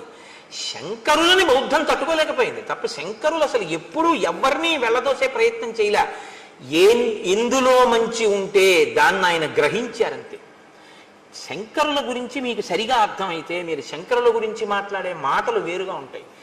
శంకరులు ఎప్పుడూ ఎవరిని ఓడించి తరిమేయడం ఆయన యొక్క సిద్ధాంతం కానే కాదు, ఆయన ఆశయము కాదు. ఆయన ప్రతి దాంట్లోంచి సారమున్న ప్రతి దాన్ని ఆయన తీసుకున్నారు. ఎంతవరకు పనికొస్తుందో అంతవరకు చూపించారు. ఏది అనుష్ఠాన యోగ్యము కాదో అది అందుకు పనికిరాదు అని చెప్పారంతే తప్ప నే పట్టుకున్నదే సత్యం మిగిలినవన్నీ అసత్యాలని శంకరాచార్యుల వారు అసలు ఎప్పుడూ మాట్లాడలేదు. అలా మాట్లాడితే, అటువంటి సంకుచితత్వంతో ప్రవర్తిస్తే శంకర భగవత్పాదులు షణ్మత స్థాపనాచార్యులు కానే కాలేరు. తర్వాత చాలా మందికి ఒక అపోహ, శంకరాచార్యుల వారు విభూతి రేఖలు పెట్టుకుంటారు కాబట్టి ఆయన శివుడు, ఆయన పరమశివుణ్ణి ప్రధాన దైవంగా ఆరాధించిన వారు అని అనుకుంటారు. నేను మీకు ఒక యథార్థం చెప్పనా, శంకరాచార్యుల వారంత గొప్ప వైష్ణవుడు ఎక్కడ? శంకరాచార్యుల వారు చాలా గొప్ప వైష్ణవుడు. నేను ఎందుకు ఈ మాట అంటున్నానో తెలుసా అండి? శంకరాచార్యుల వారి ఆరాధ్య దైవం కృష్ణ పరమాత్మ. మీరు ఇప్పటికీ కాలడి వెడితే కాలడిలో ఆయన ఆరాధించినటువంటి కృష్ణ పరమాత్మ యొక్క స్వరూపాన్ని శృంగగిరి పీఠం వారే అక్కడ ఉంచారు. సచ్చిదానంద సింహాభినవ నరసింహ భారతీ స్వామి వారు కదండి, మహానుభావుడు. ఆ ప్రాంతానికి వెళ్ళి శంకరులు ఎక్కడ స్నానం చేశారో, ఎక్కడ మొసలి ఆయన కాలు పట్టుకుందో ఆ ప్రాంతాన్ని గుర్తించి శంకర భగవత్పాదులు తన తల్లిగారిని సమాధి చేసినటువంటి ప్రదేశాన్ని కూడా గుర్తించి అక్కడ శంకరాచార్యుల వారు పుట్టినటువంటి గదిని గుర్తించి ఆయన జ్ఞానశక్తి చేత అక్కడ శంకరాచార్యుల వారి గుడి కట్టించి ఎక్కడ రోజు ఆయన వెళ్ళి స్నానం చేసేవారో, తల్లిగారు స్నానం చేసేవారో, పూర్ణానదిని తీసుకొచ్చినప్పుడు కృష్ణాలయం అందులో మునిగిపోతుంటే కృష్ణుడు శంకరా నేను ఇప్పుడు ఎక్కడుండను అంటే ఆయన తీసుకొచ్చి బయట ఎక్కడ పెట్టారో అవన్నిటినీ పరిరక్షించారు శృంగగిరి పీఠం వారు. సచ్చిదానంద శివాభినవ నరసింహ భారతీ జాతికి అందించినటువంటి గొప్ప ఉపకారం. అందుకే శృంగగిరి పీఠాన్ని అధివసించిన మహాపురుషులందరూ ఏదో ఒక గొప్పతనాన్ని ప్రతి ఒక్కరూ ఒక్కొక్కటి ఈ దేశానికి అందించి వెళ్ళారు. అవతార పరిసమాప్తి చేసే లోపల శంకరాచార్యుల వారి జీవితం అంతా కూడా ఎక్కడ మంచి ఉంటే దాన్ని గ్రహించడం. అసలు ఆయన బ్రహ్మచర్యంలో ఉండగా ఆయన నోటి వెంట వచ్చిన మొట్టమొదటి స్తోత్రం లక్ష్మీ స్తోత్రం. విభూతి పెట్టుకోవడం అంటారా? విభూతి పెట్టుకోవడం అనేటటువంటిది వైదికమైన ప్రక్రియ, వేదాంతర్గతము. ఆ విభూతిని ఎడమ చేతిలో వేసుకుని కుడి చేతితో మూసి చెప్పవలసిన మంత్రం చెప్పి స్నానం అయిన తరువాత ఇస్తే సజల భస్మ, స్నానం చేయకపోతే పొడి భస్మ పెట్టుకోవాలని. ఆ సజల భస్మని కుడి చేతితో మూసి మంత్రం చెప్తారు. నేను కాకినాడలో శివమహాపురాణం చెప్పినప్పుడు ఆ మంత్రాన్ని బోర్డుల మీద రాసి అందరికీ ప్రచారం చేశాం కూడా, ప్రింట్ వేసి ఇచ్చి ఇలా పెట్టుకోండి విభూతిని. ఆ సజల భస్మని పెట్టుకుంటారు. అది వేదోక్తం, అది పురాణోక్తం. అది అందుచేత శంకరాచార్యుల వారు విభూతి పెట్టుకుంటే ఆయన శైవుడని కాదు దాని అర్థం. ఆయన చాలా గొప్ప వైష్ణవుడు. ఆయన సౌరోపాసన, గాణాపత్యం, శాక్తేయం వారు సౌందర్యలహరి చేశారు. శంకర భగవత్పాదుల వంటి వ్యక్తి, శంకర భగవత్పాదుల వంటి అవతారం శంకరాచార్యుల వారి తర్వాత ఇప్పటి వరకు రాలేదు. నా భూతో నా భవిష్యతి అని నేను అన్నాను. ఎందుకో తెలుసా? అలాంటి అవతారం మళ్ళీ రావాలని కోరుకోవాలి మనందరం. కాబట్టి నా భవిష్యతి అన్నమాట నేను అన్నాను. కాబట్టి అంతటి మహానుభావుడు శంకర భగవత్పాదులు అంటే. సరే, నేను ఎందుకు మీతో ఇది మనవి చేయవలసి వచ్చింది అంటే ఒక దాంట్లోంచి ఒక దాంట్లోకి వెళ్ళడం జరిగింది. శంకరులకు ముందు సుబ్రహ్మణ్యేశ్వర స్వామి వారు వచ్చారు. నాన్నగారు వచ్చే లోపల ముందు కొడుకు వచ్చాడు. కర్మ మార్గాన్ని నేను పరిపుష్టం చేస్తే జనం సనాతన ధర్మం వైపుకి తిరుగుతారు. తిరిగిన తరువాత నాన్నగారు వచ్చి జ్ఞాన మార్గాన్ని నిలబెడతారని ఆయన కర్మ మార్గాన్ని పరిపుష్టం చేశారు. చేసినప్పుడు ఆయనకి బౌద్ధులతో ఒక వాదన జరిగింది. ఆయన బౌద్ధుల రహస్యాలు తెలుసుకున్నారు శఠబుద్ధితో ఒకప్పుడు. అలా తెలుసుకుంటే తప్ప ఖండించడం కుదరదని. తదనంతర కాలంలో ఆయన బౌద్ధుడు కాడు అని తెలుసుకుని ఆయన్ని సంహరించే ప్రయత్నం చేస్తే ఆయన ఏం చేశారంటే ఒక భవనం యొక్క పై అంతస్తులోంచి కిందకి దూకేస్తూ వేదమే ప్రమాణమైతే నాకు దెబ్బ తగలకుండుగాక అని దూకేశారు పైనుంచి. దూకేస్తే కుమరిల భట్టు కింద పడిపోయారు. కింద పడిపోతే ఆయనకి ఏమీ అవ్వలేదు, కానీ ఒక కన్ను మాత్రం దెబ్బతింది. ఆయన వెంటనే వేదమాత గాయత్రిని ప్రశ్నించారు. నేను వేదాన్ని నమ్మాను, నేను ప్రమాణమైతే అని చెప్పి దూకితే నాకేం అవ్వలేదు, కానీ నా కన్ను ఎందుకు దెబ్బతింది అని అడిగారు. వెంటనే అశరీరవాణిగా వేదం అంది, వేదమే ప్రమాణము కనుక నాకు దెబ్బ తగలకూడదని నువ్వు అని ఉండి ఉంటే నీకు దెబ్బ తగిలి ఉండేది కాదు. వేదమే ప్రమాణమైతే అంటే చిన్న అనుమానం ఉంది కాబట్టి కన్ను దెబ్బతింది. సంశయం ఒకటి చిన్నది పెట్టుకున్నావు కాబట్టి ఆ పాటి దెబ్బ నువ్వు తినవలసి ఉంటుంది. ఎందుకంటే మహాత్ముల పట్ల, దేవతా స్వరూపాల పట్ల ఆస్తిక్య బుద్ధి అంటే చేసేటప్పుడు నమ్మి చెయ్యాలి తప్ప ఉందో లేదో అన్న అనుమానంతో చేయకూడదు. సుగ్రీవుడు రాముడు చేస్తాడంటున్నాడు, కానీ పరీక్షలు పెడుతున్నాడు. దీని ఫలితం ఎక్కడికి పోతుంది? కాబట్టి ఇప్పుడు రాముడి మీదకి తోయకండి. రాముడికి తెలిసి రాముడు కావాలని బాణం వేయలేదు, ఓ కొమ్మ మీద తన్ని కూర్చోబెట్టాడని, లక్ష్మణుడికి కొమ్మ వేయలేదని, అందుకని రాముడు బాణం వేయకుండా బాగా దెబ్బలు తిన్నాక వెనక్కి తీసుకొచ్చి బుద్ధి వచ్చిందా అని చెప్పి అప్పుడు దండయించాడు అనుకోకండి. అలా అయితే అసలు వాళ్ళే చంపడు. అప్పుడు మీరు రాముని యొక్క శీలాన్ని మీరు అవమానించినట్లు అవుతుంది. రాముడు అలా ఉండడు, ఆయన త్రికరణ శుద్ధి. రామో దీర్ణాభిభాషతే, అమ్మా నాకు 2 మాటలు మాట్లాడడం చేత కాదమ్మా అన్నాడు ఆయన. కాబట్టి నేను చంపుతాను అని మాట ఇచ్చినటువంటి రాముడు చంపకుండా ఉండి మీ ఇద్దరు ఓలా ఉన్నారు అందుకు చంపలేదు అని రాముడు చెప్తే రాముడు అబద్ధం అన్నట్టు అవుతుంది. అప్పుడు మీరు రామాయణాన్ని సరిగ్గా పరిశీలన చేయలేదు, రామాయణం బాగా అర్థం చేసుకునే ప్రయత్నం మీరు చెయ్యలేదు అని గుర్తు. సుగ్రీవుడు రాముణ్ణి నమ్మాడు, కానీ అంటే but is a bit of poison, కానీ అనేటప్పటికి అందులో చిన్న అనుమానం ఉంది. అనుమానం ఉండి ఆయన యందు నమ్మకం కలగడానికి ఆయనకే పరీక్షలు పెట్టి క్లేశాన్ని కల్పించినందుకు మహాత్ముడైన రాముడు ఇబ్బంది పడ్డాడా? ఈశ్వరుడికి అనవసరం. రాముడు ఈశ్వరుడిని మాట్లాడకండి. ఇప్పుడు రాముడు ఈశ్వరుడిని మాట్లాడేశారనుకోండి, మీరు మళ్ళీ కథ ఇంకొక పొంత తొక్కేస్తుంది. ఇప్పటి వరకు నరుడనేగా మనం మాట్లాడుకుంటున్నాం, అలాగే మాట్లాడుకుందాం. కాబట్టి నరుడిగా అలా అయితే వెంటనే శంఖచక్రాలు గదా బాణ పద్మం చూపించేసి నీ మొహం ఇచ్చా నేను విష్ణువుని రా అని చెప్పచ్చు. అలా చెప్పలేదుగా. అస్థిపంజరాన్ని ఎత్తవతల పారేయమంటే ఎత్తవతల పారేసాడు. నరుడిగానే చూపిస్తున్నాడు, తనకే ఉపకారం కావాలన్నట్టే చూపిస్తున్నాడు ఆయన. సీతమ్మని నువ్వు వెతికి పెట్టాలన్నట్లు. కాబట్టి ఇప్పుడు మహాత్ముడి జోలికి వెళ్ళాడు అని మీరు చెప్పవలసి ఉంటుంది. ధర్మాన్ని అనుష్ఠించేటటువంటి వాడు, సత్యాన్ని పట్టుకున్నవాడు, మిత్రధర్మానికి కట్టుబడ్డవాడు, శక్తి ఉండి ప్రతిజ్ఞ చేసిన వాడైనా అలా కుదరదయ్యా, నువ్వు చేసినా నేను నమ్మను, నువ్వు ఇవి చేస్తేనే నేను నమ్ముతాను అనేసి ఉంటే ఇంకోలా ఉంటుంది. నువ్వు ఇంద్రుడంతటి వాడివి, ఇంద్రుడిని గెలుస్తావు కానీ అంటూ ఉండడం మాట ఒకలా, లోపల ఒకలా సుగ్రీవుడికి. కాబట్టి ఇప్పుడు రాముడు బాధపడ్డాడా లేదా పక్కన ఉంచండి. కుమరిల భట్టనే అంతటి వారు సాక్షాత్ సుబ్రహ్మణ్యావతారం అయినా కూడా అనుమానం వ్యక్తం చేసినందుకు దెబ్బతిన్నారే, మరి అది సుగ్రీవుడికి మాత్రం ఎందుకు వర్తించదని మీరు అనుకుంటున్నారు? అంత పెద్ద రక్షణ ఉంటుంది, కానీ ఆ రక్షణ పొందడానికి ముందు చేసిన పాపం కడిగేసుకోవాలి. ఇది పోవాలి. ఇది కడగడానికి ఈశ్వరుడు రామునికి ఇద్దరూ ఒక్కలా ఉండి బాణం వెయ్యలేనటువంటి పరిస్థితి ఉత్పన్నమవుతోంది. కాసేపు బాణం వేయకుండా ఉండడమే మంచిదన్న బుద్ధిని ప్రచోదనం చేశాడు. అప్పుడే రామాయణాన్ని రామాయణంగా మీరు అర్థం చేసుకున్నట్టు అవుతుంది. ఇప్పుడు రాముడి దోషం ఏముంది? ఆయన అదే చెప్పాడు, మీ ఇద్దరూ అశ్విని దేవతల్లో ఉన్నారు, ఒక్క బాణం సరే వేసేద్దాం, ఏమైతే అయింది అది వేసేయడానికి అది మామూలు బాణం కాదు, ప్రాణాలు గడించేస్తుంది. నువ్వు చచ్చిపోతే ఇక నా జీవితం వ్యర్థం. ఎందుకంటే నేను ధర్మం తప్పలేదన్నాడే. నేను ఎప్పుడు ధర్మం తప్పలేదు. మిత్రుణ్ణి చంపేసి మాట ఇచ్చి నిన్ను కాపాడతాను అని అగ్నిసాక్షిగా నేను నీతో స్నేహం చేసి ఎవరెవరో గుర్తుపట్టలేకపోతున్నాను అని తెలిసి కూడా బాణం వేసేనా? వాలి చచ్చిపోతే పర్వాలేదు, రెండో కోణం కూడా ఉంటుందిగా. అప్పుడు తెలియకుండా వేసినప్పుడు నీ మీద పడి ఉంటే ఎలా వేయమంటావు? అందుకు వెయ్యలేదన్నాడు. ఇప్పుడు ఎక్కడ రాముడి దోషం ఉంది నాకు చెప్పండి. ఎందుకు రాముడి మీదకి పెట్టి చూస్తారు మీరు? ఇంకొకలా చూడండి.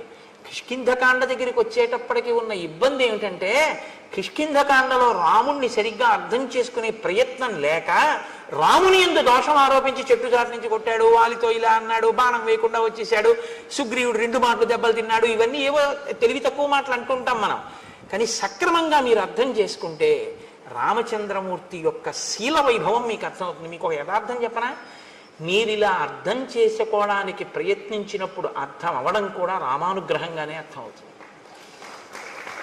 ఆ రామానుగ్రహంతో అర్థమై మీరు మనసులో అంత ఆనందించగానే, రామా ఎంత ధర్మాత్ముడవో అని ఆలోచించగానే మీ యందు ఒక మార్పు వస్తుంది. ఏమిటో తెలుసా అండి? మీరు మహాత్ముల జోలికి వెళ్ళరు. తప్పు వాళ్ళ జోలికి మనం వెళ్ళకూడదు అన్న నిశ్చయాత్మక బుద్ధితో ఉంటారు కాబట్టి మీకు ఇబ్బందులు రాకుండా ఉంటాయి. సరికదా? మహాత్ముల యందు అలా ప్రవర్తించకపోవడం మీకు సత్య ఫలితాన్ని ఇస్తుంది. ఏ సత్య ఫలితం? విజయాన్ని మీకు ఇస్తుంది. అది మీకు వెంటనే చూపిస్తారు మహర్షి. ఎంత గమ్మత్తుగా ఉంటుందో అందుకే రామాయణం. కాబట్టి చూడండి, ఇప్పుడు మెడలో పుష్పమాల వేసి గజపుష్పీం ఇమాం పుల్లాం ఉత్పాట్య శుభలక్షణాం కురు లక్ష్మణ కంఠేస్య సుగ్రీవస్య మహాత్మనః. ఇప్పుడు ఆ పాపము కడగబడినటువంటి మహాత్ముడు కాబట్టి ఈ గజపుష్పమాలతో నువ్వు యుద్ధానికి వెళ్ళు. ఆయన మళ్ళీ బయలుదేరి నడుస్తున్నారు. అగ్రతస్తు యయౌ తస్య రాఘవస్య మహాత్మనః సుగ్రీవ సంహత గ్రీవో లక్ష్మణస్య మహాబలః పృష్ఠతో హనుమాన్ వీరో నలో నీలశ్చ వానరః తారశ్చైవ మహాతేజ హరియూధ సయూధపః. ముందు లక్ష్మణుడు సుగ్రీవుడు నడుస్తున్నారు, వారి వెనక రాముడు నడుస్తున్నారు. రాముడి వెనక హనుమ, తారుడు, ఆ తరువాత నలుడు, నీలుడు, వీళ్ళు ఆయన వెనక నడుస్తున్నారు. అందరూ కలిసి వెడుతున్నారు. ఆకాశం అంతెత్తు పెరిగిపోయినటువంటి చెట్లు, లతలు అవన్నీ కనపడి ఏదో పెద్ద నృత్యాలు, పాటలు అవి వినపడుతున్నట్టు మధురమైనటువంటి ఫలములతో పుష్పములతో నిండిపోయి, కానీ ఆ వనంలోకి ఒక పక్షి కూడా వెళ్లకుండా కనపడింది రాముడికి. ఆశ్చర్యపోయి, ఇన్ని ఫలములు ఇన్ని పుష్పములు ఉండి ఇన్ని చెట్లుంటే ఒక పక్షి అయినా ఉండాలి కదా, ఏదీ లేదేమిటి? ఆశ్చర్యపోయి ఆయన సుగ్రీవుణ్ణి అడిగాడు, ఏమిటి ఇలా ఉంది వనం? రాముడు చాలా గొప్పగా అడుగుతాడండి. ఒక ప్రశ్న వేయడం అంటే ఆయన అలా ఉంటుంది. ఇన్ని చెట్లుంటే పక్షులు ఉండాలి, చెట్లున్నాయి, పళ్ళున్నాయి, తేనె పట్లున్నాయి, పువ్వులున్నాయి, పక్షి లేదు, మృగం లేదు, మనిషి లేడు. ఎందుకు లేదు అలాగా? ఏమిటి దీని విశేషం? సుగ్రీవా, నీకేమైనా తెలుసా? కిష్కింధని పరిపాలించావుగా కొంతకాలం, చెప్పు అన్నాడు. అంటే ఆయన అన్నాడు, అత్ర సప్తజనానామ మునయః సంసితవ్రతాః సప్తైవాసన్నధ శీర్ష నియతం జలశాయినః.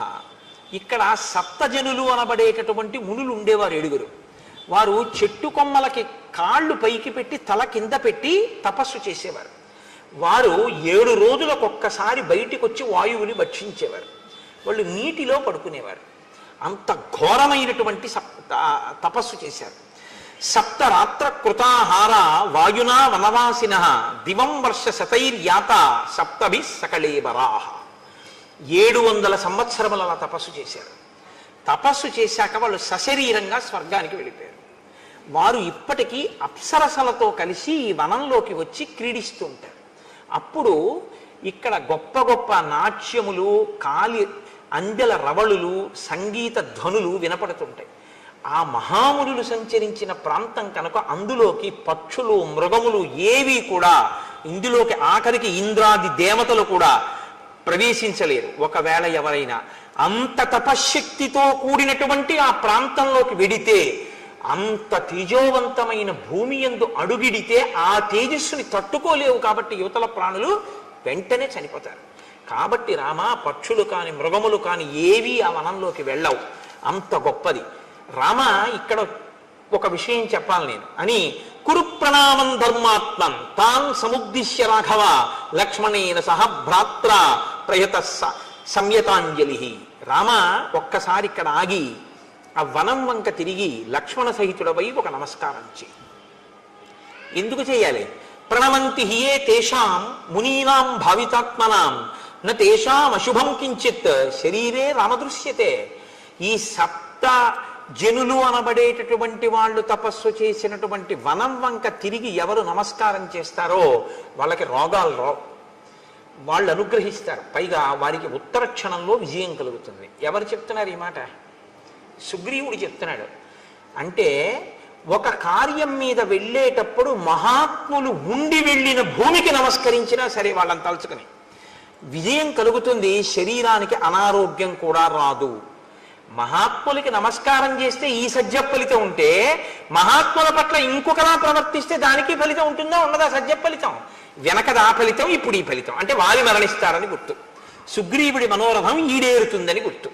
మీరు అందుకే కిష్కింధకాండ చాలా జాగ్రత్తగా గమనించవలసి ఉంటుంది. కిష్కింధకాండ ధర్మ సూక్ష్మములతో ఉంటుంది. ఎక్కడికక్కడ మహర్షి మనకి విషయాలు చెప్తుంటారు. అందుకే మహాత్ములైనటువంటి వారు కనపడ్డప్పుడు మీరు ఒక్క నమస్కారం చేసి పరమ గౌరవంతో నిలబడితే చాలు, మీకు ఈశ్వరానుగ్రహం వచ్చేస్తుంది. మహాత్ముల పట్ల మీరు వ్యతిరేకంగా ప్రవర్తిస్తే చాలు, వ్యతిరేక ఫలితం కూడా వచ్చేస్తుంది. కాబట్టి ఇప్పుడు ఒక నమస్కారం చెయ్యి అంటే తతో రామ సహ భ్రాత్రా లక్ష్మణేన కృతాంజలి. నమస్కారం చేసి అభివాద్యతు ధర్మాత్మా రామో భ్రాతా చ లక్ష్మణ సుగ్రీవో వనరాశ్చైవ జగ్ముహు సంహృష్ట మానసాహ. సంతోషంగా వాళ్ళందరూ కలిసి ఆ కిష్కింధానగరం వైపుకి వెళ్ళారు. వెళ్ళిన తర్వాత సుగ్రీవుడు ఒక మహానాదం ఒకటి చేశాడు. ఆ మహానాదానికి అక్కడ ఉండేటటువంటి గోవులన్నీ కూడా తోకలెత్తి పారిపోయాయి. ఆకాశంలోనూ చెట్ల మీద ఉన్నటువంటి పక్షులన్నీ గుండెలు బద్దలై నేల మీద పడి మరణించాయి. అంత పెద్ద మహానాదం చేశాడు. అప్పుడే సుగ్రీవుణ్ణి తరిమేశానన్న ఆనందంతో అంతఃపురంలోకి వెళ్ళి తారతో క్రీడిస్తూ మధుపానాసక్తుడై ఉన్నాడు వాలి. శ్రుత్వాతు తస్య నినదం సర్వభూత ప్రకంపనం మదశ్చైక పదే నష్ట క్రోధాశ్చాపతితో మహాన్. వెంటనే ఇప్పుడిప్పుడు వీణ్ణి నేను ఇంత యుద్ధం చేసి నెత్తురు కారేటట్టు కొట్టి తరిమొచ్చాను, మళ్ళీ వచ్చి సింహనాదం చేస్తున్నాడు ఆ యుద్ధానికి అని విపరీతమైన క్రోధం వచ్చి లేచి నిలబడ్డాడు వాలి. సతు రోషపరీతాంగో వాలి సంధ్యాతపప్రభ ఉపరక్త ఇవాదిత్య సద్యో నిష్ప్రభతాంగత. గ్రహణం సూర్యుడు ఎలా కాంతి కోల్పోతాడో నిలబడిన వాలి యందు కోల్పోబడుతున్నటువంటి కాంతి కనపడింది, లేదా కాంతి క్షీణించిన వాలిగా నిలబడ్డాడు. అంటే మృత్యు ఆసన్న అవుతోంది అని గుర్తు. ఆయన గబగబ అడుగులు వేసి బయటికి ఎడుతున్నాడు. తార ఆయన భార్య. శ్రీరామాయణంలో తార ఒక మెరుపు, అద్భుతం. అసలు తార కిష్కింధకాండలో తార పాత్ర అనుపమానం. అలా మాట్లాడుతుంది, 2 పర్యాయాలు మాట్లాడుతుంది కిష్కింధకాండలో, 2 సార్లు అంతే. మీరు చెవులు ఒగ్గి వినాలన్నమాట తార మాట్లాడుతుంటే. అలా మాట్లాడుతుంది. బృహస్పతి యొక్క కుమారుడు తారుడు, తారుని యొక్క కూతురు తార. అందుకని తాతగారి తెలివితేటలన్నీ వచ్చాయి ఆవిడికి. మీరు శ్రీరామాయణంలో ఇంకో గమ్మత్తుంది. రామాయణంలో కొన్ని జంటలు కనపడతాయి మీకు. దశరథుడు 3 భార్యలు, సీత రాములు, అహల్య గౌతముడు, తార వాలి, రావణుడు మండోదరి. ఇలా ఒక్కొక్క జంటలో ఒక్కొక్క లక్షణం ఉంటుంది. దశరథుడు కౌసల్య సుమిత్ర కైకేయి. కౌసల్య యందు ఉదాసీనుడు, అసలు పట్టించుకోడు. సుమిత్ర యందు తటస్థుడు, పట్టించుకున్నాడో పట్టించుకోలేదో, విన్నాడో వినలేదో తెలియదు. కైకేయి యందు ప్రేమాస్పదుడు, కొంప ముంచేసింది. అహల్య గౌతములు చెయ్యరానంత అపరాధం అహల్య చేసింది. అయినా తన భార్యని ఉద్ధరించుకుని తన పక్కకి తెచ్చుకోవడమే తప్ప భార్యని విడిచిపెట్టడం అన్నది సనాతన ధర్మంలో లేదని నిరూపించిన వాడు గౌతముడు. తార వాలి. తార ఏది చెప్పినా వింటాడు, నోర్మొయ్యని ఎప్పుడు అంటాడు, చక్కగా వింటాడు. తను చేసేదే చేస్తాడు తప్ప తార చెప్పిన మాట పాటించడు వాలి. రావణుడు మండోదరి అసలు భార్యగా చూసినట్లు కూడా మీకు కనపడదు. అంత మహాపతివ్రత. మహర్షి స్పష్టంగా చెప్పారు రామాయణంలో, సీతమ్మ ఎంత సౌందర్యవతో మండోదరి అంతే సౌందర్యవతి. నా ఎందు కనపడని ఏ అందం నీకు సీతమ్మ ఎందు కనపడిందిరా, నీకు మృత్యువు కోసం వెళ్ళావు తప్ప అంది మండోదరి. కాబట్టి రావణాసురుడు అనబడేటటువంటి వాడు ఇంత గొప్పదైనా మండోదరిని అసలు ఎప్పుడు భార్యాస్థానంలో ఇవ్వవలసిన కనీస గౌరవం కూడా ఇవ్వనివాడు. కాబట్టి ఆవిడ చెప్పడం ఈయన వినడం అన్నది అసలు ఉండనే ఉండదు. ఆ దాంపత్యం అటువంటిది. అయినా ఆవిడ ఆయన్ని అనుగమిస్తూనే ఉంటుంది, మహాపతివ్రత. సీతారాములు దాంపత్యం అంటే వీళ్ళిద్దరిదే రామాయణంలో. ఎందుకో తెలుసా అండి? రాముడు ఏదైనా సీతమ్మతో మాట్లాడతాడు, సీతమ్మ ఏదైనా రాముడితో మాట్లాడుతుంది. సీతమ్మ చెప్పిన దాంట్లోది నేను తీసుకోవలసి ఉంది అనుకుంటే రాముడు ఆవిడ చెప్తేనే వినడం ఏమిటి అనుకోడు, చాలా మంచి మాట చెప్పావో అలా చేద్దాం అంటాడు. ఒకవేళ సీతమ్మ చెప్పింది చేయకూడదు అనుకుంటే ఇది ఒక్కనాటికి చేసే విషయం కాదు, నేనెవరో నీకు బాగా తెలుసు, అయినా నువ్వు ప్రేమతో చెప్పావు, నువ్వు కాకపోతే ఎవరు చెప్తారు, ఫలానా కారణానికి నీ చేయడం కుదరదు అని వివరిస్తాడు. రాముడు ఏదైనా సీతమ్మకి చెప్తే రాముడు చెప్పిందే సీతమ్మ చేస్తుంది. కానీ రాముడు ఇది చేస్తే బాగుంటుంది అనుకుంటే ఆయనకి నేను చెప్పడం బాగుంటుందా అని ఊరుకోదు, చెప్పి తీరుతుంది. ఇది సీతారాములిద్దరిది పెద్దలు కుదిర్చిన వివాహం. దశరథ మహారాజు జనకుడు కుదిర్చిన వివాహం. పెద్దలు కుదిర్చిన వివాహం ఏదో అది రామాయణంలో టోటల్ సక్సెస్. వాళ్ళిద్దరూ అంత ఆదర్శవంతమైనటువంటి జీవితాన్ని గడిపారు. కాబట్టి మనం బతికితే సీతారాముల్లా బతకాలి. దాంపత్యంలో భార్యాభర్త ఎలా ఉండాలి అన్నది రామాయణంలో మీరు శ్రీరామాయణము దాంపత్యమును చదివారనుకోండి. నేను మీతో అన్నానుగా, రామాయణాన్ని ఒక్కసారి చదవకండి, రామాయణాన్ని అనేక కళ్ళజోళ్ళు పెట్టుకు చదవ. అనేక కళ్ళజోళ్ళు అంటే నా ఉద్దేశం రామాయణము ధర్మశాస్త్రము, రామాయణము జ్యోతిష శాస్త్రము, రామాయణము శకున శాస్త్రము, రామాయణము పరిపాలనా శాస్త్రము, రామాయణము బంధుప్రీతి, రామాయణము ధర్మశాస్త్రము, రామాయణము ఇదిగో దాంపత్య జీవనము. ఇలా మీరు ఎలా కావాలనుకుంటే అలా రామాయణాన్ని చూడొచ్చు. వెంటనే మీకు రామాయణం నుంచి వచ్చేస్తుంది అంతే సారం. మీరు ఎలా ఉండాలో రామాయణం చెప్పేస్తుంది. అందుకే రామాయణం వేదోపబ్రహ్మణం. రామాయణం చెప్పండి లోకంలో ఏమీ ఉండదు, అన్నీ చెప్తుంది రామాయణం. కానీ రామాయణాన్ని మీరు చెప్పాలి, రామాయణాన్నే మీరు చదవాలి, రామాయణాలు చెప్పకూడదు. వాల్మీకి రామాయణాన్నే చదువుకోండి, అంటే మిగిలినవి చదవద్దని కాదు, చదివి సంతోషించండి. వాల్మీకి మహర్షికి ప్రత్యక్షంగా ఆచమనం చేస్తే ఏది కనపడి సత్యమై రచింపబడిందో అది వాల్మీకి రామాయణం ఒకటి. మిగిలినవి అనుభవింపబడి రచింపబడినటువంటి రామాయణాలు. కాబట్టి లోకంలో అందుకే ఓ మాట వచ్చిన ఏదో రామాయణం చెప్పి వెళ్ళాడా అంటారు. అంటే ఏది చెప్పినా రామాయణంలోంచి తప్ప చెప్పడానికి ఇంకో చోటు నుంచి ఉండదు. కాబట్టి ఇప్పుడు ఆ తార వెడుతున్నటువంటి వాలిని ఆపంది. వాలి దంష్ట్రా కరాళస్తు క్రోధా దీప్తాగ్ని సన్నిభ భాక్యుత్పతిత పద్మాభ సంమృణాల ఇవ హ్రద. ఆ వెడుతున్నటువంటి ఆ వాలిని ఆపి తార అంటుంది, నీవు తొందరపడి మళ్ళీ ఇప్పుడిప్పుడే ఏ సుగ్రీవుణ్ణి పిడికిటి పోట్లు పడిచి నెత్తురు కారేటట్టు కొట్టావో ఆ సుగ్రీవుడి మీద యుద్ధానికి నువ్వు మళ్ళీ వెడుతున్నావు. కానీ సాధుక్రోధమిమం వీర నదీవేగమివాగతం శయానాద్దుదిత కాల్యం త్యజ భుక్తామివస్రజం. ఒక పురుషుడు రాత్రి పడుకోబోయే ముందు, నిద్రలోకి వెళ్ళడానికి ముందు మెడలో ఒక పుష్పహారం వేసుకుని పడుకుంటాడు. అంటే అదేంటంటే అలా కూడా వేసుకుంటారా అంటే అలా వేసుకుంటారు రంధానికి. ఇప్పుడు మనం అంటే అంతంత డబ్బులు అంతంత పూలదండలు అవన్నీ ఇప్పుడు అదోలా చూస్తారు అలా వేసుకుంటే. కానీ అలా వేసుకుని పడుకునేవారు పూర్వం. కాబట్టి పూలహారం వేసుకుని నిద్రించినటువంటి పురుషుడు మరునాడు నిద్ర లేవగానే నలిగిపోయిన పుష్పహారాన్ని తీసి ఎలా పక్కన పడేసి బయటికి వస్తాడో అలా నీలో జనించినటువంటి కోపాన్ని ఉత్తర క్షణం విడిచిపెట్టేసేయి. నదీ ప్రవాహంలా వస్తోంది నీకు కోపం, ముంచెత్తుతోంది నేను. ఆ ముంచెత్తుతున్న ప్రవాహాన్ని పురుషుడు దండ వేసుకుని రాత్రి పడుకున్నవాడు ఉదయం విడిచిపెట్టినట్టు ఆ క్రోధాన్ని నువ్వు విడిచిపెట్టు. నేను చెప్పిన మాట విను.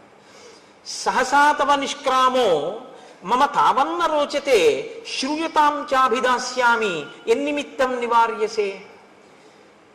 ఇప్పుడొద్దు యుద్ధానికి, వెడుదుగానే యుద్ధానికి నువ్వు వెళ్ళొద్దు, యుద్ధం చెయ్యొద్దు, ఇంట్లోనే ఉండు, వెన్ను చూపించు అని నేను అనను. కానీ నీ తమ్ముడు ఇప్పుడు వచ్చి మళ్ళీ సింహనాదం చేస్తున్నాడు. కానీ వెళ్ళవద్దు ఇప్పుడు యుద్ధానికి. ఎందుకు వెళ్ళవద్దు అంటున్నానో నువ్వు విను జాగ్రత్తగా. తప్ప క్రోధంతో గబగబా తొందరపడిపోయి వెళ్ళిపోవద్దు. త్వయాతస్య నిరస్తస్య పీడితస్య విశేషతః ఇహైత్య పునరాహ్వానం శంకాం జనయతీవమే. ఇప్పుడిప్పుడు నువ్వు పిడిగుద్దులు గుద్దావు, నెత్తురు నవరంధ్రములలోంచి కారిపోతూ ఏడుస్తూ ఋష్యమూక పర్వతం మీదకి పారిపోయాడు ప్రాణాల కోసం. వెళ్ళి కొంచెం సేపు అవ్వలేదు, నువ్వు ఇంట్లోకి వచ్చావు, మళ్ళీ వచ్చి సింహనాదం చేస్తున్నాడు.